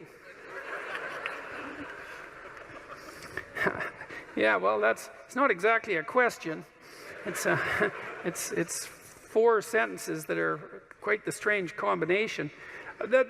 I would say something about the burns are still healing. You know, I mean, Nietzsche said that you could tell much about a man's character by how much truth he could tolerate, which is very interesting. You know, there's an idea in the great Western tradition that the truth is the way and the path of life, and that no one comes to the Father except through the truth. And I believe that to be the case, because I don't think that you can manifest who you are without the truth. And so I think it's literally and metaphorically truth, that the pathway to who you could be if you were completely who you were is through the truth. And I would say And so the truth does set you free, but the problem is that it destroys everything that isn't worthy in you as it sets you free, and that's a process of burning. And it's painful because you cling to what you shouldn't be, partly out of pride and partly out of ignorance and partly out of laziness, and so then you encounter something true, and you all know this perfectly well, because when was the last time that you learned something important that wasn't a blow of some sort, you know? And it's often you look back at your life and you think, oh God, I really learned something there. I wouldn't want to do that again, but it really changed my life. I mean, sometimes it can really destroy you, you know, an encounter with the truth, and you never really recover. But now and then something comes along and straightens you out, and a lot of you has to go. A lot of you has to burn away, you know, and I suppose in some sense the idea is that everything about you that isn't worthy is to be put into the flames. And that's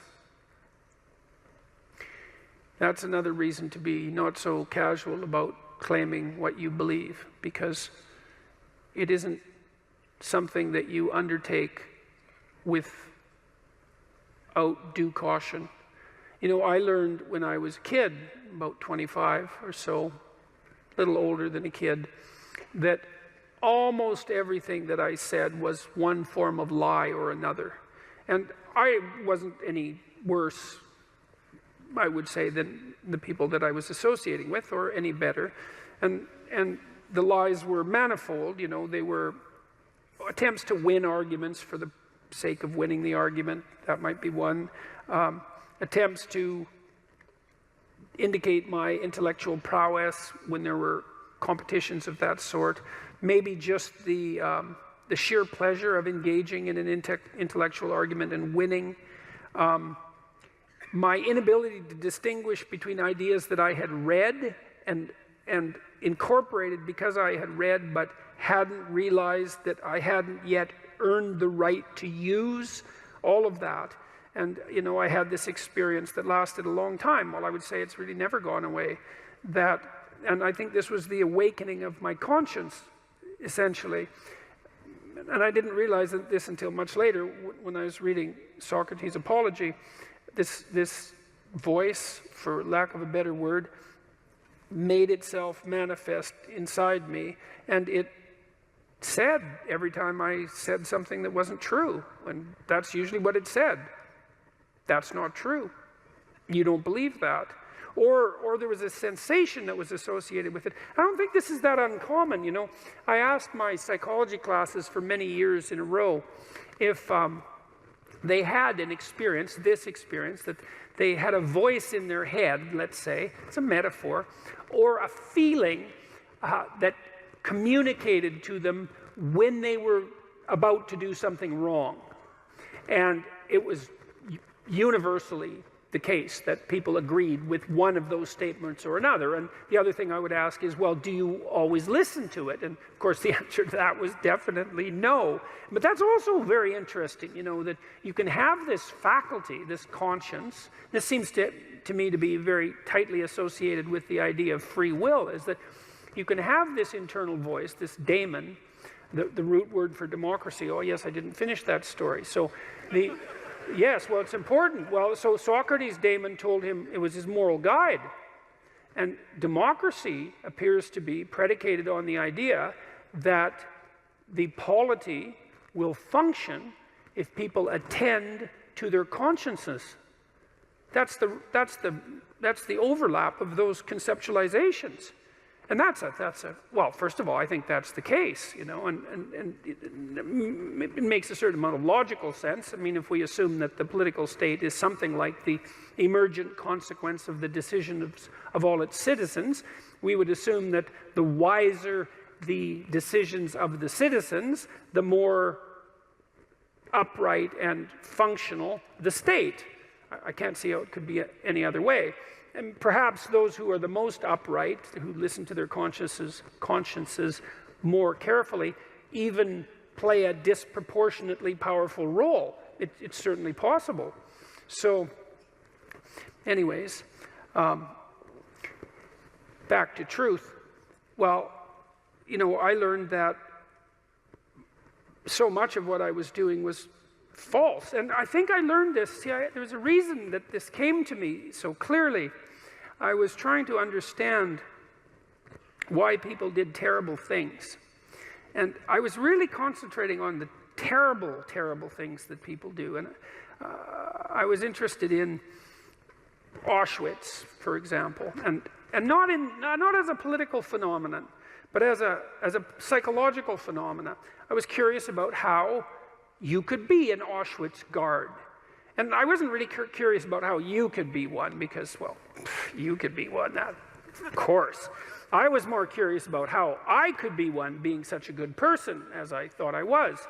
But I also knew that many people did many terrible things during the 20th century, and the idea that I was somehow better than them, or that I should assume a priori that I was better than them, and that I wouldn't have made the same choices or worse had I been in the same situation, was a very, very, very dangerous supposition. And in fact, a sufficiently dangerous supposition to bring about the very danger that I assumed was worth avoiding. I had this idea, you know, that what had happened, especially in Nazi Germany, but also in the Soviet Union, shouldn't happen again.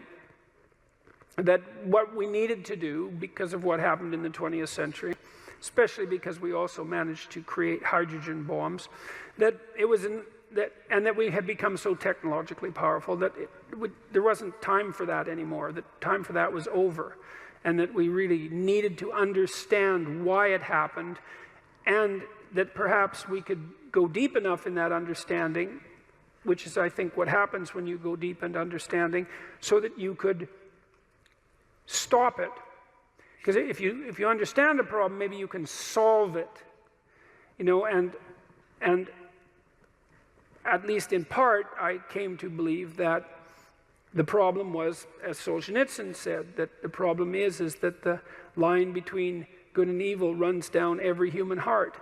And I was reading Jung at the same time, you know, and he believed that the human soul was a tree whose roots grew all the way to hell, and believed also that in the full investigation of the shadow, which was the dark side of the human psyche, was that it was bottomless, essentially, that it was like an experience of hell. And that also struck me as true. And that the way to stop those sorts of things from happening was to stop yourself from being the sort of person who would do it, who would even start to do it. Because the other thing you learn when you learn about atrocities of that sort, you could read Ordinary Men, by the way, which is an unbelievably great study of exactly this sort of phenomenon. It's on my book list on my website. It's about a group of German policemen who were turned into brutal murderers over a period of months when they went into Poland after the Germans had marched through. And they were just ordinary middle-class men. And they weren't forced into this by their leadership, by the way, either, which is one of the things that makes the book so interesting. So for me, it was a matter of understanding that if we want this sort of thing to not happen anymore, then we have to start to become the sort of people who wouldn't do it, which seems rather self-evident, all things considered, unless, you know, you believe that we're the pawns of social forces, for example, like the Marxists do. And I don't believe that, because we're also the creator of social forces. And we're also capable of standing up to social forces, because I would say the individual is more powerful than the social force, all things considered, interestingly enough, that the way to stop such things from happening, the way to remember properly, is to understand that you could do it, that you could do those terrible things, because the people who did them were like you, and that the way out of that is to stop being like that. And the way you stop being like that is, well, at least in part, by ceasing to tell yourself lies that you don't believe in, and that you know you shouldn't act out. And, you know, and that's made a huge difference in my life, for better or for worse. I mean, it was a very uncanny experience, I would say, because it's very combobulating to experience yourself as fragmented enough so that much of what you do and say is actually false. It's a lot of work to clean that up, a lot. But the consequences are, in principle, worthwhile.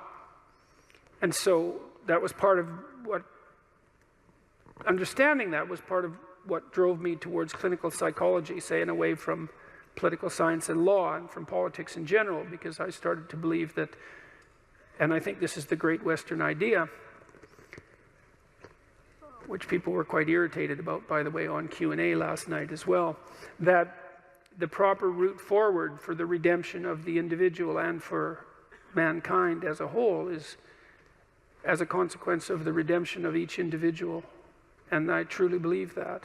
And I believe that that occurs as a consequence of adherence to the truth and courage in the face of being. That's rule one, right? To stand up straight with your shoulders back, is to take on the onslaught and to enter the contentious ring and to do more than your best, because your best isn't enough, because your best isn't as good as you could be. You have to push yourself past that. And that's, as far as I can tell, where you find what you need in life. You find the meaning that sustains you in life, and you find the patterns of action that redeem the world, both at the same time. I mean, life is a very difficult business. You know, it's fatal, and it's full of suffering, and it's full of betrayal and malevolence. There's nothing about it that's trivial. It's all profound. And in order to find your way through all of that capacity for hellish experience, let's say, you need to develop a relationship with something that's profound. And you can. You have that capacity. And what could be more profound than the truth? And what would you rather have on your side? And you might say, well, that's obvious, and of course everyone should do that. And then you need to know why you don't. And the answer is, well, sort of encapsulated in this first amusing question, you know. Thank you for enlightening my soul. The burns are still healing. It's like, well, you know, there's no shortage of dead wood to burn off. And there's no shortage of pain when the dead wood burns off. And that's what makes people afraid of the truth. You know, maybe that's why Moses encountered God in a burning bush. Who the hell knows? But there's something about that idea that seems to me to be the case. And so, what's the decision that you make? You know, you decide to believe. You know, it's a risk, an existential risk. It's an act of faith. You believe that the truth can set you free. You believe that people have an intrinsic divinity about their soul. You decide that you're going to live in that manner and that you're going to let everything about yourself that isn't worthy of that goal die. And that might be almost everything that you are. And that's a terrible thing to contemplate. The only thing that's worse, I would say, is the alternative, because the alternative is the sorts of hells that we managed to produce around us and that we produced with particular expertise during the totalitarian regimes of the 20th century. And it would be a good thing if we decided collectively and individually not to go back there again. Young people always have a reason to be upset and cynical about the current state of affairs. And it's that way forever. And so it's useful, I think, to consider such considerations or such conceptualizations as the patriarchy in that light, because it's an archetypal truth that the social structure is corrupt and incomplete. And what that means is that it's something that you have to contend with every moment in some sense of your life. It's a permanent fact of existence. And to be upset that the structures, the social structures, or even the biological structures within which we live are incomplete and imperfect, is to take that personally, that's the worst part of it. To take that personally is a misreading of the existential condition of humankind, because it's always the case that what you have been given and what you live in is degenerate and corrupt and in need of repair. And it's easier just to accept that, because there's also a positive element, and the positive element is, well, you've been granted something rather than nothing, and maybe you haven't been granted pure hell, because especially in a culture like ours where many things actually function quite well, so there's room for gratitude there. Even if it's a broken machine, it's not one that's completely devastated, and it's not absolutely hell-bent at every second on your misery and destruction. And it easily could be, because many societies are like that. And so the fact that we happen to live in one that isn't corrupt beyond imagining is something to be eternally grateful for. Well, so we live inside a damaged structure, and we also bear responsibility for that damage, because we don't do everything we can to constantly repair it. And you might say, well, that's actually one of the fundamental, people say, well, what's the meaning of life? What they really mean is, what's the positive meaning of life? Because as we've already discussed, the negative meanings of life are more or less self-evident. Well, the positive meaning of life is to be found in noting the state of lack of repair of the walled city that you inhabit, and then sallying forth to do something about that, to repair the breaches and to fix up the walls and to make the structure that you inhabit as secure and as productive as it possibly can be.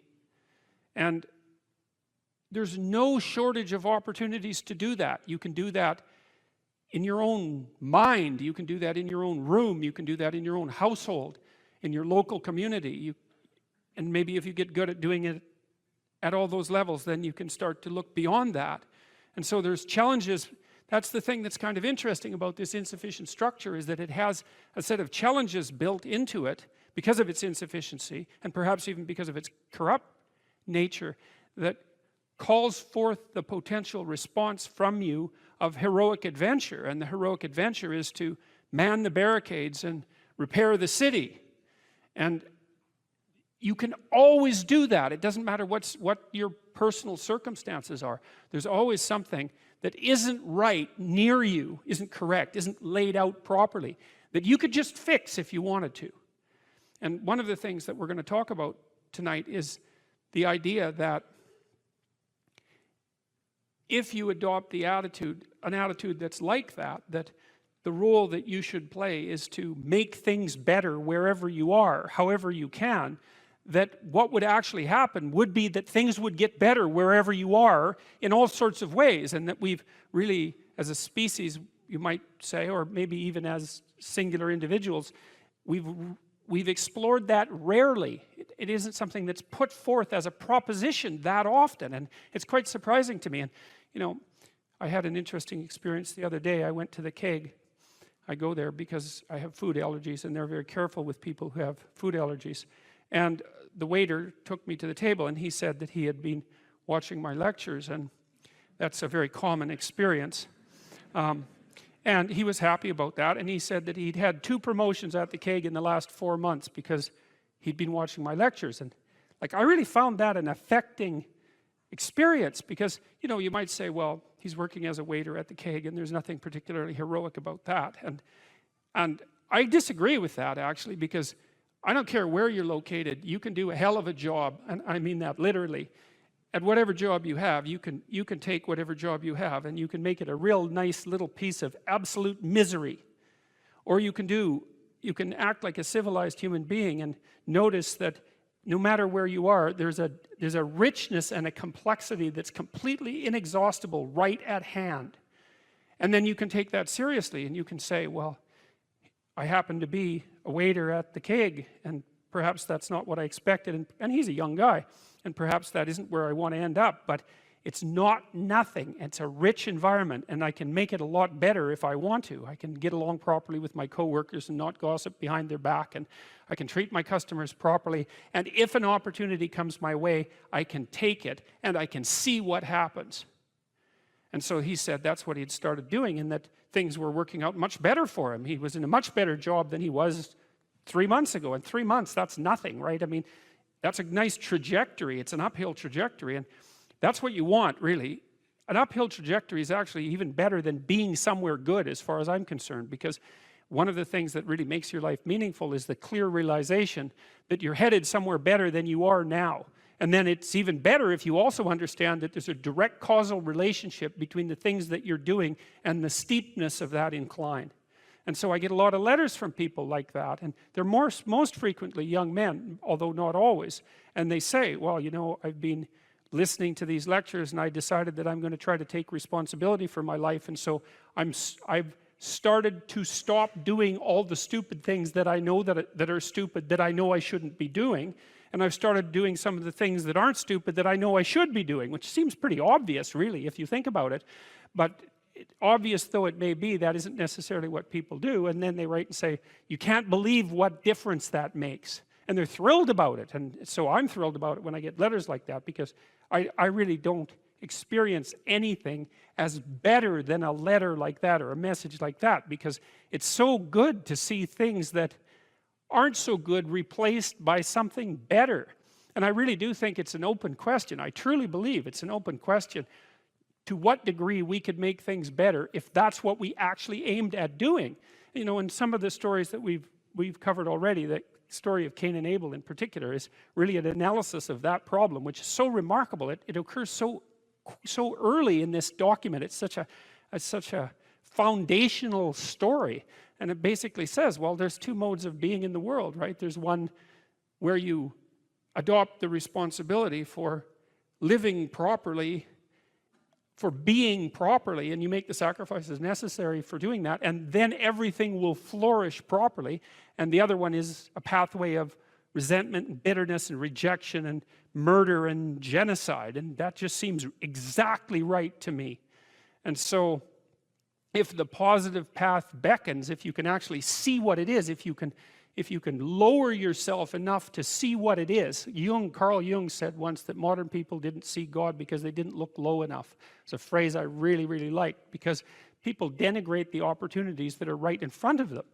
And there's no reason to do that, because what's right in front of you is the majesty of being. That's what's right in front of you. It's inexhaustibly complex and full of potential, and there's no reason to assume that wherever you happen to be isn't as good a starting place as anywhere else. Now, you know, I know some people have terrible, terrible lives. They're in situations that are absolutely unbearable.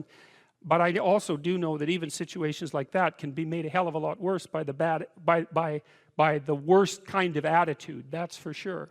So anyway, so that's where you are. You're in a damaged structure. You're a damaged structure. You're in a damaged structure, but, you know, at least it's got some walls. You know, you're not being fed to the lions on a regular basis, so that's a good thing. And you can emerge forward, you know, heroically, magically, to confront the chaos that constantly threatens the structure within which you live. And you can free something as a consequence of that. You can learn something. You can strengthen yourself. That's the other thing, because what you're actually made of, in many ways, that what informs you, what you're made of, is what you encounter when you voluntarily encounter the unknown. And so the more you voluntarily encounter the unknown, the more you get made of. And the more you get made of, the more there is to you. And then the more you're good at encountering the unknown and restructuring order and calling forth proper order out of the potential of being. And God, you got to think, why wouldn't you do that, since you can do that? And it's an endless mystery. You know, I think part of it is that people, well, it's also encapsulated to some degree in the story of Adam and Eve, because what happens to Adam is when he becomes self-conscious, right? He becomes ashamed of himself and regards himself as a lowly sort of creature. And there's endless reasons why people would do that, because, of course, we're rife with imperfection. And so he hides from God. And I think that's actually the answer to the conundrum, which is that people don't aspire to the highest good because they're deeply ashamed of themselves and their weaknesses and their insufficiencies. And so it's that's not the only reason. I mean, there's the desire to avoid responsibility, and there's all the negative motivations as well, like resentment and hatred and the desire to make things worse. I don't want to, you know, give us too much of a break, but it's something like that. But it's okay to not be in a very good place if what you're trying to do with that not very good place is make it better. And one of the things I really have learned as a clinical psychologist is that you just cannot believe how powerful incremental progress is. You can do the calculations like, it's like compound interest, you know. If you make your life 0.1% better a week, man, in 2 or 3 years, you're in such a better place than you were that it isn't even like the same domain. And if you keep that up for 10 years or 20 years, you know, especially if you're young and you start early, you start to straighten yourself out and fix the things that you can fix, you can transform your lives in ways that are completely unimaginable. And God only knows what the upper limit of that is in terms of human possibility, because we are amazing creatures, you know, when we really get our act together and stop running at 10% of our capacity, you know. So that's what you do. You've got, you know, the fact that things aren't exactly the way they should be at least gives you something to do, you know, and that's maybe something great to do, because there's no shortage of suffering and trouble that besets the world that you could conceivably ameliorate in some way. And the utility and meaning, the utility of that and the intrinsic meaning of that is self-evident. So it also makes me curious about nihilism, for example, and despair, because I mean, I understand those emotions, I understand them deeply, and the intellectual mindset that goes along with it, but they just seem beside the point to me in some sense, because there are so many things that need doing that all you really have to do is open your eyes and look at them and then decide that you're actually going to do something about them. And you might think, well, what's within my scope of influence is so trivial that it's not worth doing. It's like, it won't stay trivial for long if you do it. Not at all. And I don't think it's trivial to begin with. I don't think that I really don't believe that anything done right is trivial. And my experience in my life has been that anything I actually did paid off. It didn't pay off necessarily in the way that I expected it to pay off. That's a whole different story. But if it was genuine commitment to do something, even if it went sideways and the outcome was really something other than what I expected, the net consequence over time was nothing but good. So every new frontier that can be conquered is an advance forward, and there's no shortage of frontier because we're surrounded by the unknown. We're surrounded by our own ignorance, and we can continually move into that domain, into the domain of chaos, or we can restructure pathological order, and that's the secret to proper being. And so then you encounter chaos that way, you know, and then you can regard yourself as the sort of entity that, despite its insufficiency, has the capability to conquer chaos, despite the danger of that. That's the other thing, because the fact that you're fragile is actually a precondition for your heroism, because if you weren't fragile, then there'd be nothing heroic about doing something difficult, right? Because if you couldn't be hurt or damaged or defeated or end up in failure, then where's the moral courage in the endeavor? It has to be that the fragility is built into the courage. And so it's not a reason not to engage in it at all. In fact, quite the contrary. And so, what's the difference between men and women? Well, how do they differ? Well, the first thing we might observe is that if you look at personality differences between prepubescent boys and girls, they're not very large. Boys and girls don't differ in terms of their trait neuroticism, for example. What happens is that when puberty kicks in, women's trait neuroticism rises, and it stays higher than men for the rest of their life. And this is why you see this reflected in the different kinds of psychopathology that beset the two sexes. So men are overrepresented in alcoholism, drug abuse, antisocial personality, and a host of learning disorders, as well as attention deficit disorder. And women are overrepresented in depression and anxiety, primarily. That seems to be tightly associated with higher levels of trait neuroticism, because maybe it's, if you're at the 95th percentile or higher, let's say, in trait neuroticism, there isn't much difference between that and being somewhat prone to depression and anxiety. And because the curves overlap, you know, the curves aren't identical, the normal distributions aren't identical for men and women, you tilt the one to the right, to the women's curve to the right towards higher levels of neuroticism. You go out and you look for the person in 20 who has the highest levels of negative emotion. It's much more likely to be female than male. Okay, so let's see if we can figure out why. So I'm going to tell you some things, basic differences between men and women, and you can tell me what you think about it if you agree or disagree. Okay, first, size differential emerges between men and women at puberty, right? Because boys and girls are roughly the same size and roughly the same strength, but men get bigger at puberty when the testosterone kicks in, and more importantly, not only do they get taller and heavier, but their upper body strength is much higher. And that's a real issue for combat, because human beings punch. There's other animals that do that. Kangaroos do that too, eh? So we're not the only people that punch, but we have clubs on the ends of our arms. And so that's how we defend ourselves. And so if you have a lot of upper body strength, especially across the shoulders, and you're heavier, then you can step into the punch and it's a lot more devastating. Now, it is the case that if you look at the statistics for physical altercations in marriage, women attack their husbands more often than husbands attack their wives.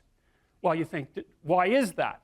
Well, let's assume that there isn't any reason other than both people in a relationship can get upset, and the women know that if they hit their husbands, nothing's really going to happen, right? Because if you're if you're a woman about that high and your husband is, say, my height, unless you hit me with an object or something that's sharp, the probability that you're going to do me any serious damage is pretty low. You might hurt me, but if I do the reverse and hit you, and I really hit you, and so the reason, at least one of the reasons why women can be more physically aggressive in minor ways in a relationship is because everyone knows, the wife and the husband equally, that the consequence of the physical aggression is much more limited. So men do more serious damage to women, but women are more aggressive in relationships. So that's interesting. So okay, so there's a body size difference that's important, a strength differential that's important. Next thing, I think, so let's assume that the reason that women are higher in sensitivity to negative emotion is because the world is actually more dangerous to women, right? Because that would be the most logical reason why there would be a sex difference in something like fear or sensitivity to punishment. Well, first, there's the danger of physical altercation. Second, there's the sexual danger. So women become sexually vulnerable at puberty. And why do I say vulnerable? Well, it's straightforward. It's because the cost of sex for women is way higher than it is for men. And it certainly has been throughout our evolutionary history.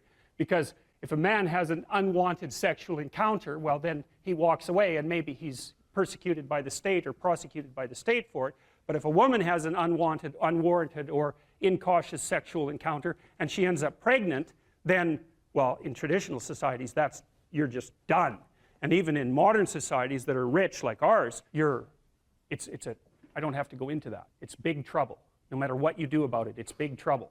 So being more nervous about that makes perfect sense. But then here's the last thing. And I think that women's nervous systems are not adapted to women. I think women's nervous systems are adapted to the mother-infant dyad. And because you are not the same creature when you have an infant. Not at all. You're way more vulnerable.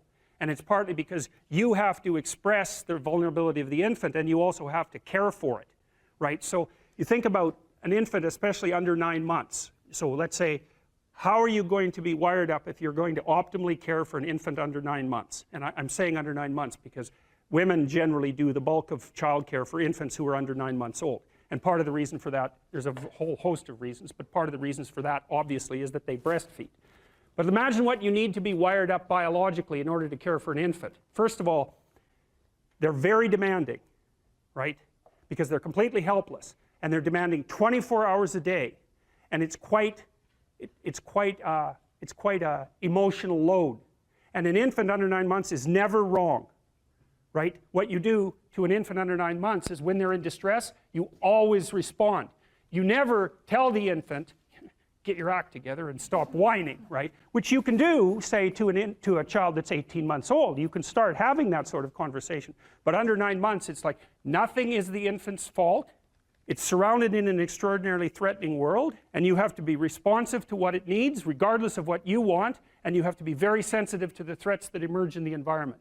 And so I think the price that women pay for that ability to have an intimate relationship with infants in the very earliest stages of development is that their nervous systems are actually wired so that they can perform that role optimally. And the disadvantage to that is that having a temperament like that doesn't work that well when you're dealing with adult men.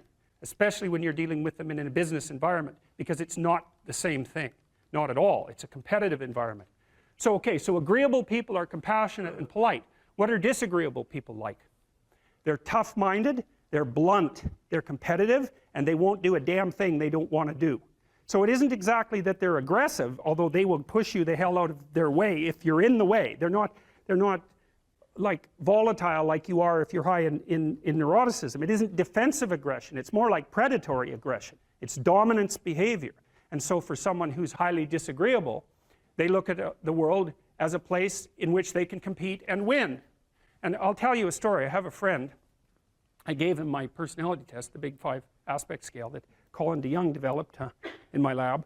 And I knew he was a disagreeable guy, and by interacting with him. I mean, he's even rude to people sort of spontaneously on the street. I actually like him quite a bit. He's very, very funny. He's also very conscientious, so you can trust him, but he's disagreeable as hell.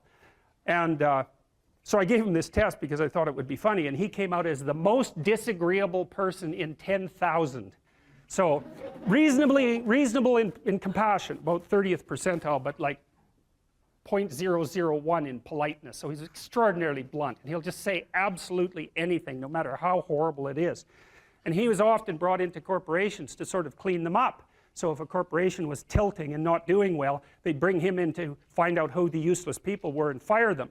And I talked to him about that because I've had the opportunity to have to not have graduate students in my lab, for example, that weren't performing well, and I find it very, very difficult to, you know, dress someone down, and certainly difficult to fire them. I just hate it because I'm actually quite an agreeable person, much to my chagrin.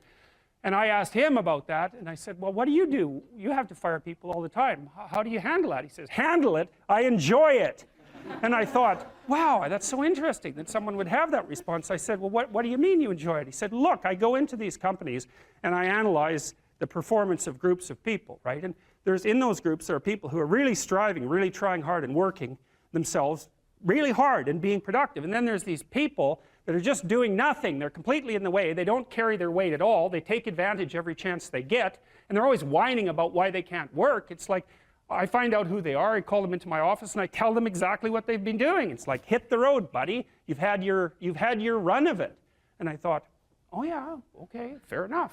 You know, well, I can tell you, you know, I've had situations in my lab where I had underperforming graduate students. And one of the things that was really awful about that was that it was really hard on the high-performing graduate students, you know, because they felt that even being in the same category as the people who weren't working hard and pulling their weight devalued what they were doing, you know, and that's exactly right. And so this is also why there's a conscientiousness trait and an agreeableness trait. Because conscientious people judge you on your accomplishments, right? They don't give a damn about your feelings, not a bit. It's like, are you doing the work or not? Whereas agreeable people think, well, you know, your mother's sick, and you know, you've got a bunch of family problems, and we all have to take care of each other, and it's no wonder that you're having a rough time. And like, you can't say that one of those attitudes is correct and the other isn't correct. You can't say that. There wouldn't be those two dimensions if there wasn't something correct about both of them. But you can certainly point out that often they conflict, you know, and so the demand for inclusiveness and unity and care, and the demand for high-level performance in a hierarchical structure, they're very different orientations in the world. And so it's complicated for people who are agreeable and conscientious. And actually, I think often that large corporations and large institutions of any sort run on the unheralded labor of people who are high in agreeableness and high in conscientiousness, and they're disproportionately women. And my experience in large institutions has been that if you want to hire someone to exploit appropriately, no, not appropriately, if you want to hire someone to exploit productively, you hire middle-aged women who are hyper-conscientious and who are agreeable, because they'll do everything. They won't take credit for it, and they won't complain. And that's nasty, and I think that happens all the time. And so one of the things you have to be careful of if you're agreeable is not to be exploited, because you'll line up to be exploited. And I think the reason for that is because you're wired to be exploited by infants. And so that just doesn't work so well in that actual world. And one of the things that happens very often in psychotherapy, you know, people come to psychotherapy for multiple reasons, but one of them is they often come because they're too agreeable. And so what they get is so-called assertiveness training, although it's not exactly assertiveness that's being trained. What it is the ability to learn how to negotiate on your own behalf. And one of the things I tell agreeable people, especially if they're conscientious, is say what you think. Tell the truth about what you think. There's going to be things you think that you think are nasty and harsh, and they probably are nasty and harsh, but they're also probably true. And you need to bring those up to the forefront and deliver the message. And it's not straightforward at all, because agreeable people do not like conflict. Not at all. They smooth the water. You know, and you can see why that is in accordance with the hypothesis that I've been putting forward. You don't want conflict around infants. It's too damn dangerous. You don't want fights to break out. You don't want anything to disturb the relative peace. You know, and if you're also more prone to being hurt physically and perhaps emotionally, you're also maybe loath to engage in the kind of high intensity conflict that will solve problems in the short term, because it takes a lot of conflict to solve problems in the short term. And you know, if that can spiral up to where it's dangerous, which it can if it gets uncontrolled, it might be safer in the short term to keep the waters smooth and to not delve into those situations where conflict emerges. The problem with that is it's not a very good medium to long-term strategy, right? Because lots of times there are things you have to talk about because they're not going to go away. And so partly what you do with agreeable people is you get them to figure out, and they have a hard time with this too. If you ask a disagreeable person what he wants, say, or she wants, they'll tell you right away. They know. It's like, this is what I want and this is how I'm going to get it. But agreeable people, especially if they're really agreeable, are so agreeable that they often don't even know what they want, because they're so accustomed to living for other people and to finding out what other people want and to trying to make them comfortable and so forth, that it's harder for them to find a sense of their own desires as they move through life. And that's not, look, there's situations where that's advantageous, but it's certainly not advantageous if you're going to try to forge yourself a career. That just doesn't work at all. You know, if you don't know what you should do with your life, you don't know who you should be, sometimes you think about that as what career you should pursue. But here's another way of thinking about it. It's kind of a SEAL's ethos that Congressman Crenshaw detailed out. Here's some things you could be. Those are my words. These are his. You will be someone who's never late. You will be someone who takes care of his men, gets to know them, and puts their needs before yours. You will be someone who does not quit in the face of adversity. You will be someone who takes charge and leads when no one else will. You will be detail-oriented, which you discuss a lot in later sections of the book, always vigilant, attentive.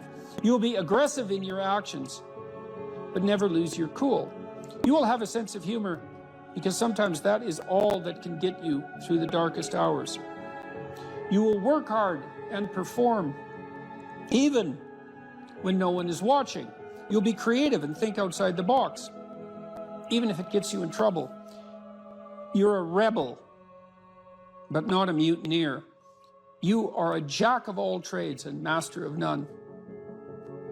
And then you follow that a little later with this paragraph, these paragraphs. Be aggressive enough to kill the enemy, but immediately calm enough not to scare the little old lady. You'll be that man who's mentally tough enough to operate in horrific chaos, then immediately transition to tranquility, all without mentally breaking. You will effectively transition from hyper-masculine aggressor to gentle caretaker. You'll be both a warrior and a gentleman.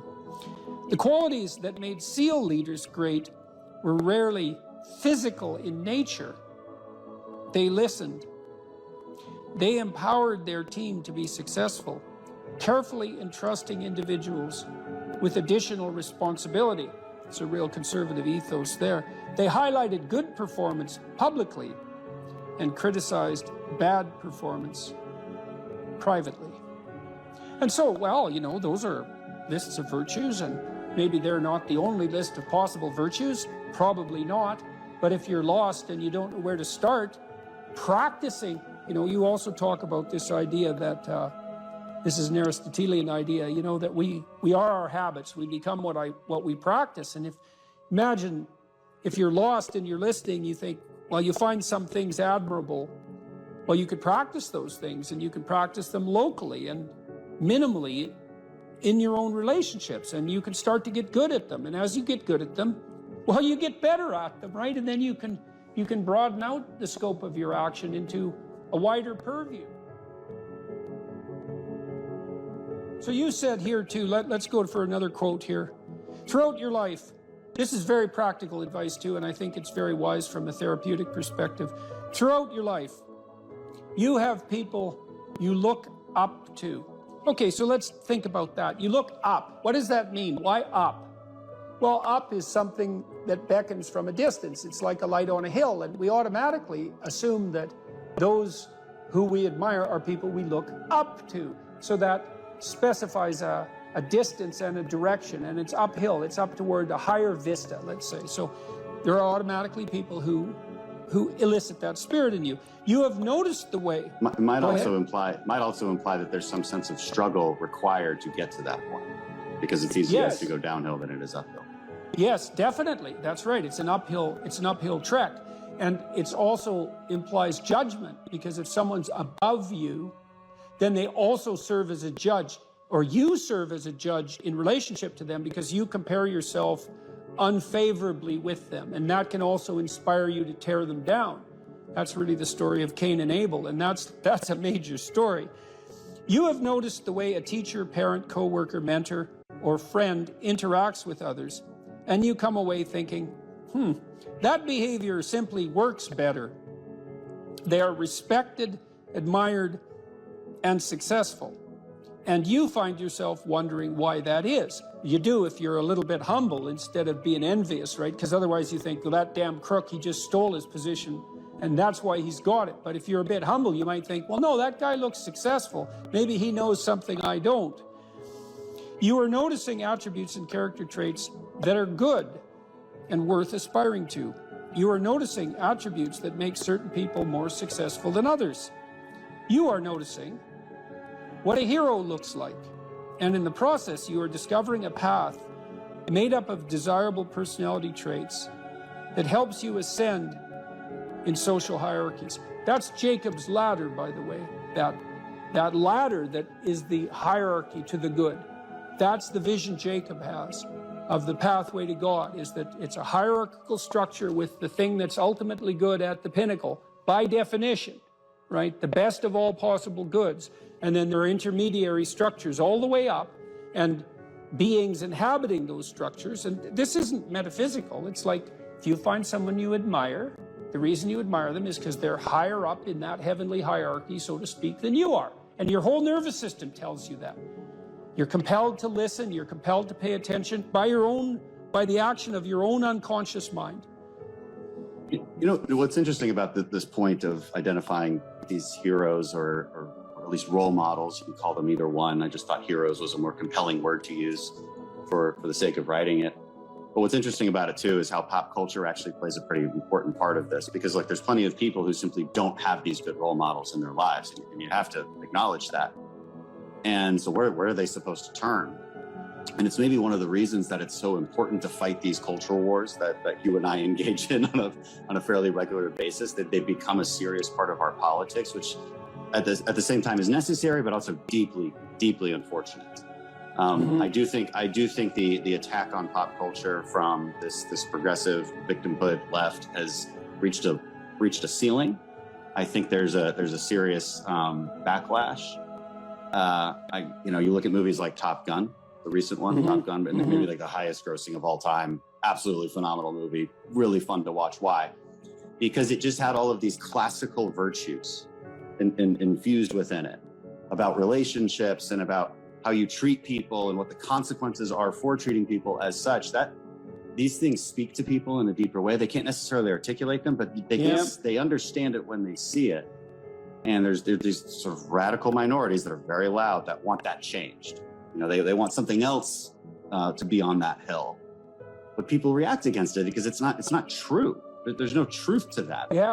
And something cries out from inside of them then, and that can be appealed to by a storyteller. I saw the same thing in the Marvel Avengers series, is that there is a return to any wide range of classical virtues, certainly brotherhood, a kind of a military ethos, sacrifice, a striving upward, certainly masculine virtues, the combination of the Hulk and Iron Man, for example, there's a monstrous element to the Hulk, but he's a hero in a strange sense, and he's also the revitalizing force for Iron Man when he just about dies, and that's all. The reason those movies were so necessary and so attractive is because they are, in fact, addressing a radical conceptual void in the culture, and it's a void that, well, that you're addressing in your book, especially with your appeal, well, trifold appeal, let's say, to duty, responsibility, and humor at the same time, right? Which is a kind of stoicism in the face of catastrophe. You know, so, because this is a big problem in life. Imagine you're aiming for something and then something happens to make it impossible, or you find out that it's the wrong thing because you were aiming in the wrong direction. Well, so then what do you have to rely on to set you right? It's not your aim, obviously, but it might be your capacity to take new aim, and that's bloody well dependent on your character. That's for sure. And so I don't think there is a more fundamental aim than what you should be, and there's no better way of characterizing what you should be than that you should fortify your character.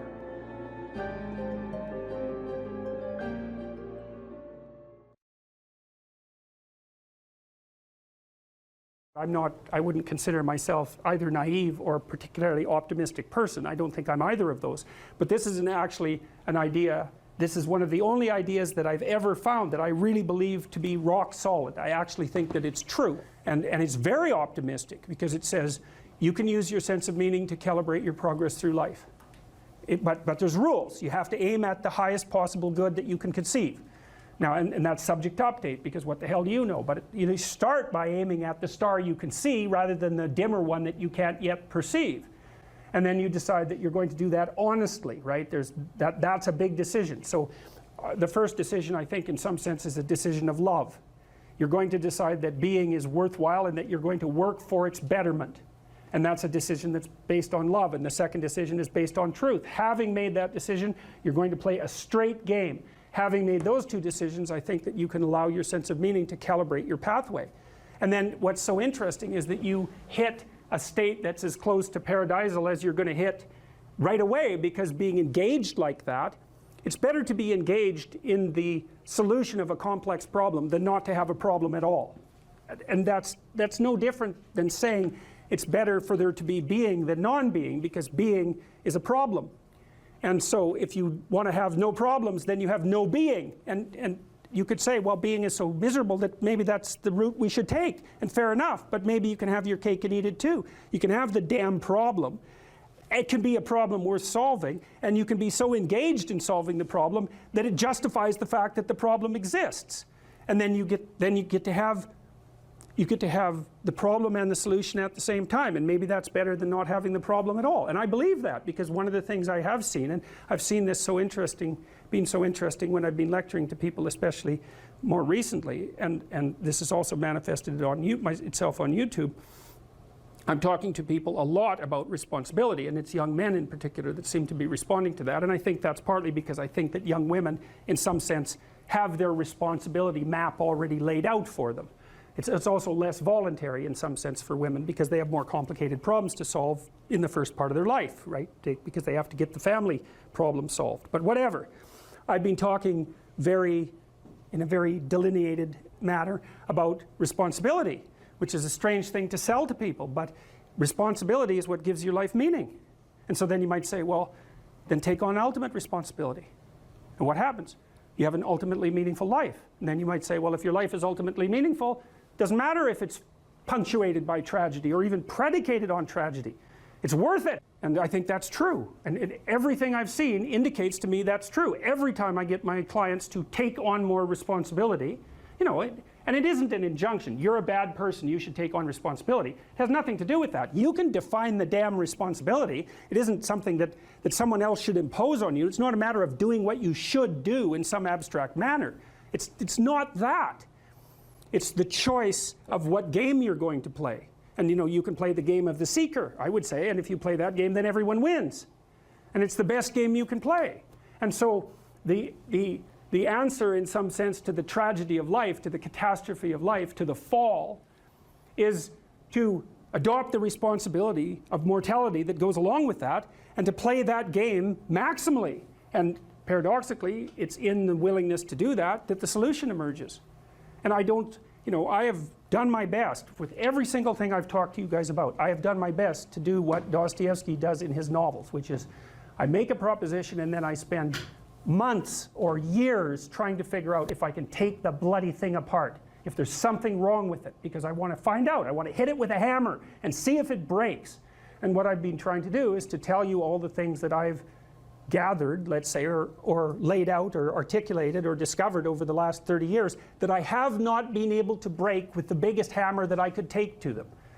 And I guess that's the fundamental one, is that I believe that the idea that lurks in these images, derived from very different cultures, it's the same idea. Life is suffering. Right, indisputable. What do you do about that? You voluntarily accept it and then strive to overcome the suffering that's a consequence of that. And you do that for you, and you do that in a way that makes it better for other people. And then that works.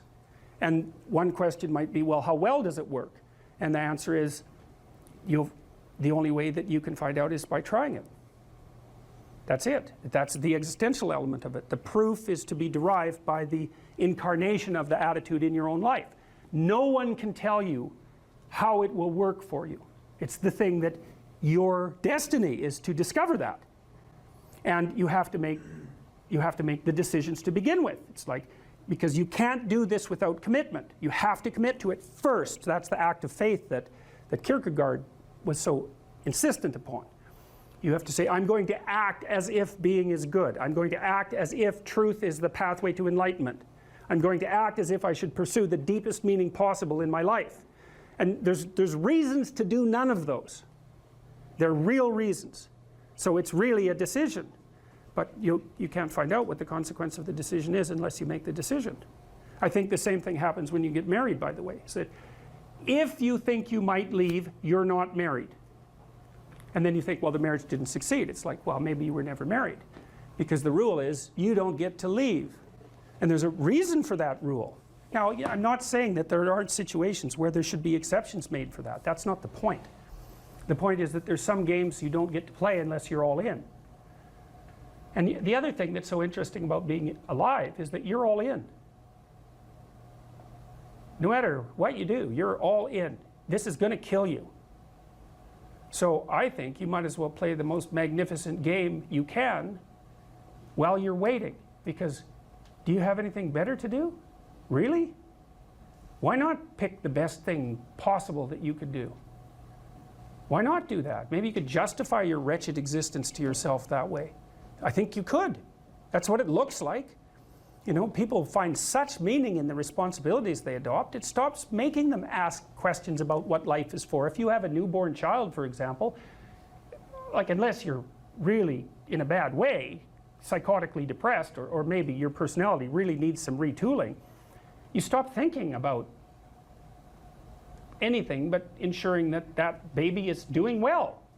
And if someone comes along and asks you an existential question about your commitment to that, the right response is, why are you asking me such stupid questions when this is manifesting itself right in front of your eyes? Like, how blind can you be? That isn't a time for questions about the meaning of life. The answer is right in front of you. And if you can't see it, it's not because life has no meaning, it's because you're blind. I mean, that's what the image of the Virgin Mother and the child is all about. It's like, what's the answer to the meaning of life? Here's an answer. It's like, well, I'm going to criticize that. Well, go right ahead.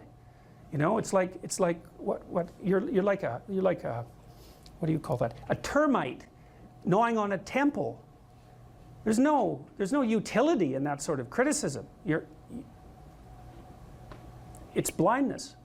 And it's the same thing with regards to the path of the hero. It's like it glistens in front of you and you can criticize it. It's like, fine. Put the cart before the horse and see how far you get. So I thought, to bring full closure to the class, I was trying to solve this terrible puzzle that confronted me and many other people about how it was that human beings got themselves in such a tangle about what they believed. Such a tangle that we were pointing the ultimate weapons of destruction at one another, which, by the way, we are still doing. And I thought, okay, well, I understand that. We need our belief systems. They orient us. And that means there will be conflict between belief systems, and that can be a catastrophe. And that's being played out everywhere, again, in very many ways. What's the solution to that? Well, one possibility is there's no solution. It's just mayhem all the way around. Could be the case. But it seemed to me, as I delved into it, that the proper solution to that was to live properly as an individual, because you're more powerful than you think. Way more powerful than you think. I mean, God only knows what you are in the final analysis. You're blind to your own weaknesses, but you're also blind to your own strengths.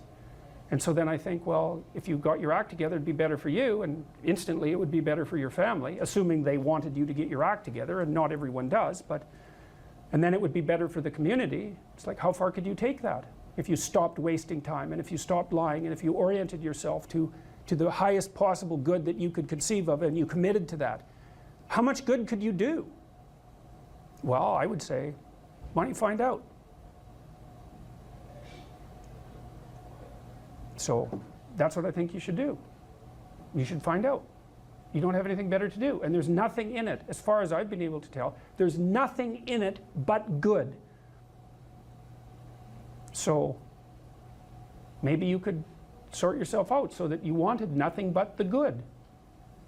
And then maybe you could help make that manifest in the world. And maybe we wouldn't have all these terrible problems then.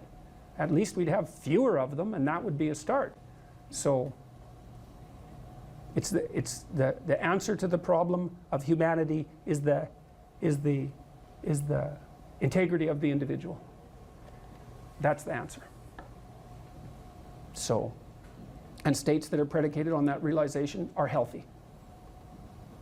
So, and states that aren't are doomed to stagnation and catastrophic collapse.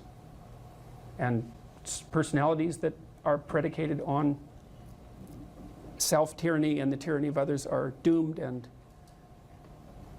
to collapse. So, and then you think, well, what's the barrier? And the barrier is, are you willing to accept the responsibility? And part of the answer to that is, reduce the damn responsibility until it's tolerable. You don't have to fix everything at once. You could just start by fixing the things that you could fix. Or you could even do it more. You could do it with even less self-sacrifice. You could start by fixing only the things that you want to fix. God, you can get a massive way that way. So do it. See what happens. That's what you should have been taught in university right from the beginning. It's like, aim at the highest good. Tool yourself into something that can attain it. And go out there and manifest it in the world. And everything that comes your way will be a blessing. And so all you have to do is give up your resentment and your hatred.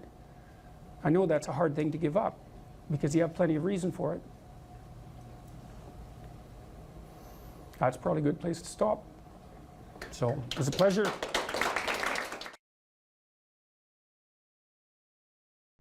There's always people out there who are doing far better than you on pretty much anything you want to imagine.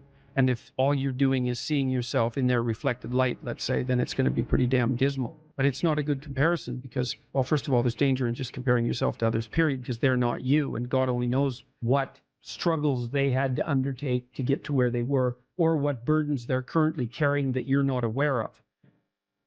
But you can certainly contrast yourself with yourself. And that's a lot better. It is the only way. Well, it's also the only way of really measuring anything approximating proper improvement. You can actually tell when you're a little better than you were yesterday. Right. And you can actually do that. That's another thing that's so interesting about it, is that you can actually make yourself a little better in some way, pretty much, well, I don't know if it's at every moment, but you can certainly do it every day. You're quite different from other people, and you shouldn't be comparing yourself to them because they're not like you. You know, they don't have your family. They don't have your temperament. They don't have your troubles. They don't have your abilities. The only person that has those is you. Compare yourself to who you were yesterday and not to who someone else is today. And see, that's a game you can win. Be careful who you share good news with, because you want to share good news with people who are going to be genuinely happy for you, and that's one way that you can identify those people who are really on your side.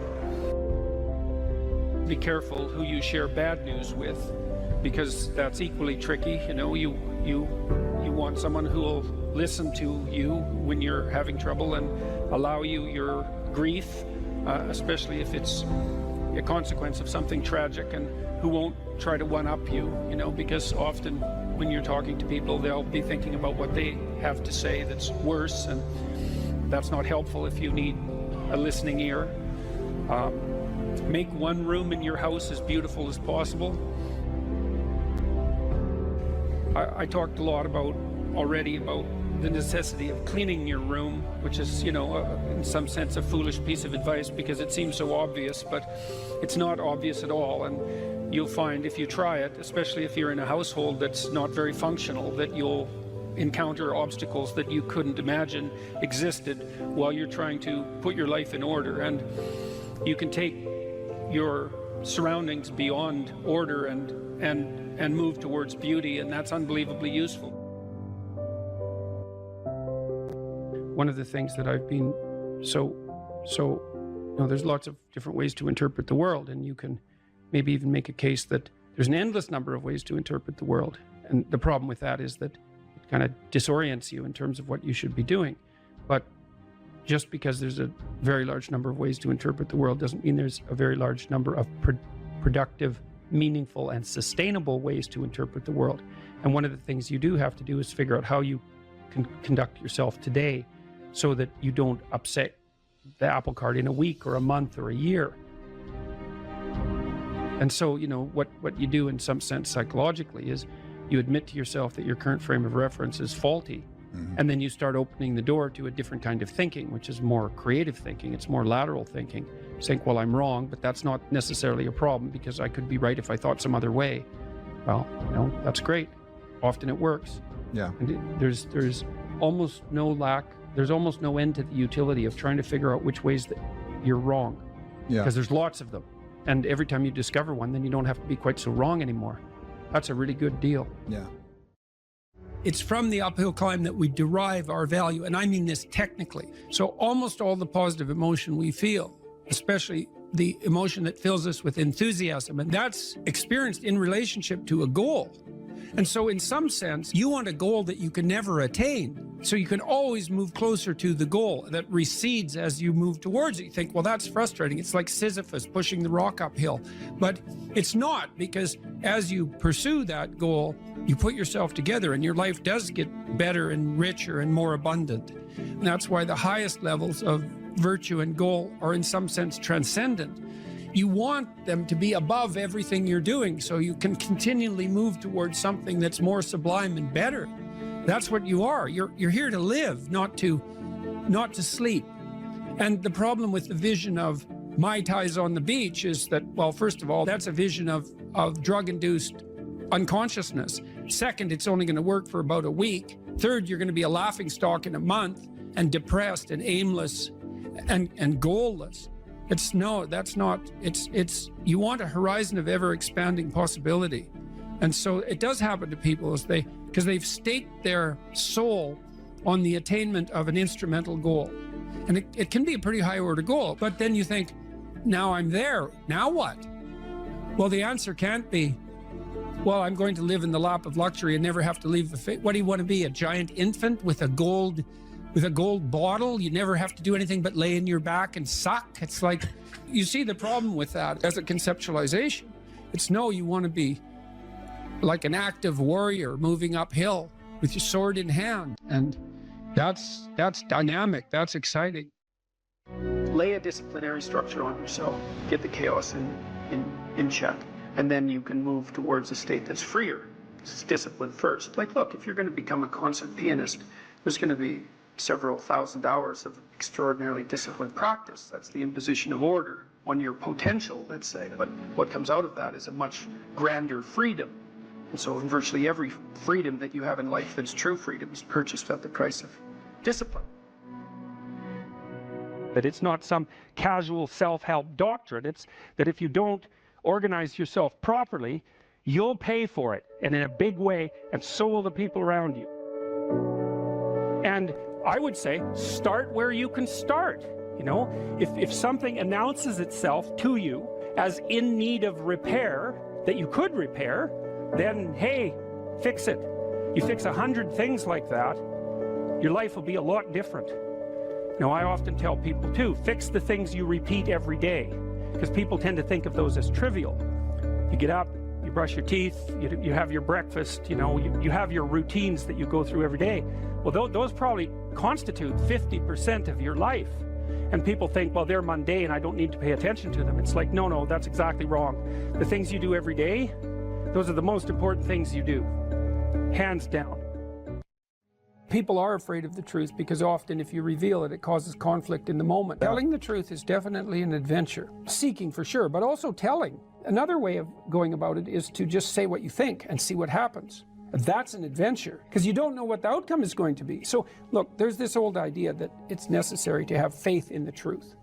And so here's a way of thinking about that. Someone asks you a question and you might think, well, here's the outcome I want, and so here's how I'm going to answer that question. So that's one way of approaching it. But another way of approaching it is, you ask me a question, I'm going to think about the answer, and I'm just going to tell you what I think. And it doesn't matter what the outcome is, because I'm willing to see what the outcome will be, predicated on the idea that there isn't a better outcome than the one that truth produces.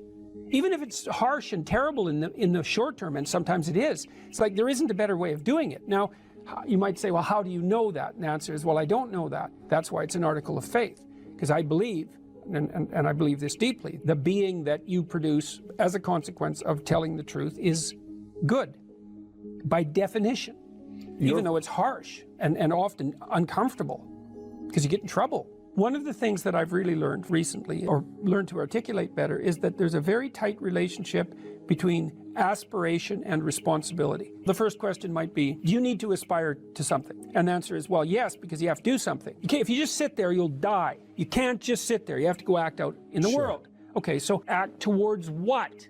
Well, that's whatever your aspiration is. You have to have an aim. Okay, well, what should the aim be? Well, it should be something worth doing, let's say. Why do something that you don't feel is worth doing? What do you think's worth doing? Well, if you watch other people and you judge when they're doing something worthwhile, you usually judge them positively if you see that they're taking responsibility, at least for themselves. What, do you want to be completely useless so other people have to take care of you? That's pretty pathetic. And maybe you could get your act together so you're taking care of yourself and your family. And maybe you could even do better than that and take care of yourself and your family and your community. Well, good for you. That's responsibility, and that's an aim. Well, here's one of the things that's cool about that, is that your life doesn't have meaning without aspiration or an aim. Okay, so you need a hierarchy of values. There's got to be something at the top. It's got to be something important. If you don't have that, your life doesn't have any meaning. So if you criticize the hierarchy, or even the idea of hierarchy, you destroy the idea of aspiration, and then people have nothing. Well, that's not helpful. People are built for a struggle and they're built for a weight, and you want to take on a heavy burden voluntarily. See if you can put yourself together. See what you can do out in the world while you're waiting to die. It's an all-in game. It better be worthwhile.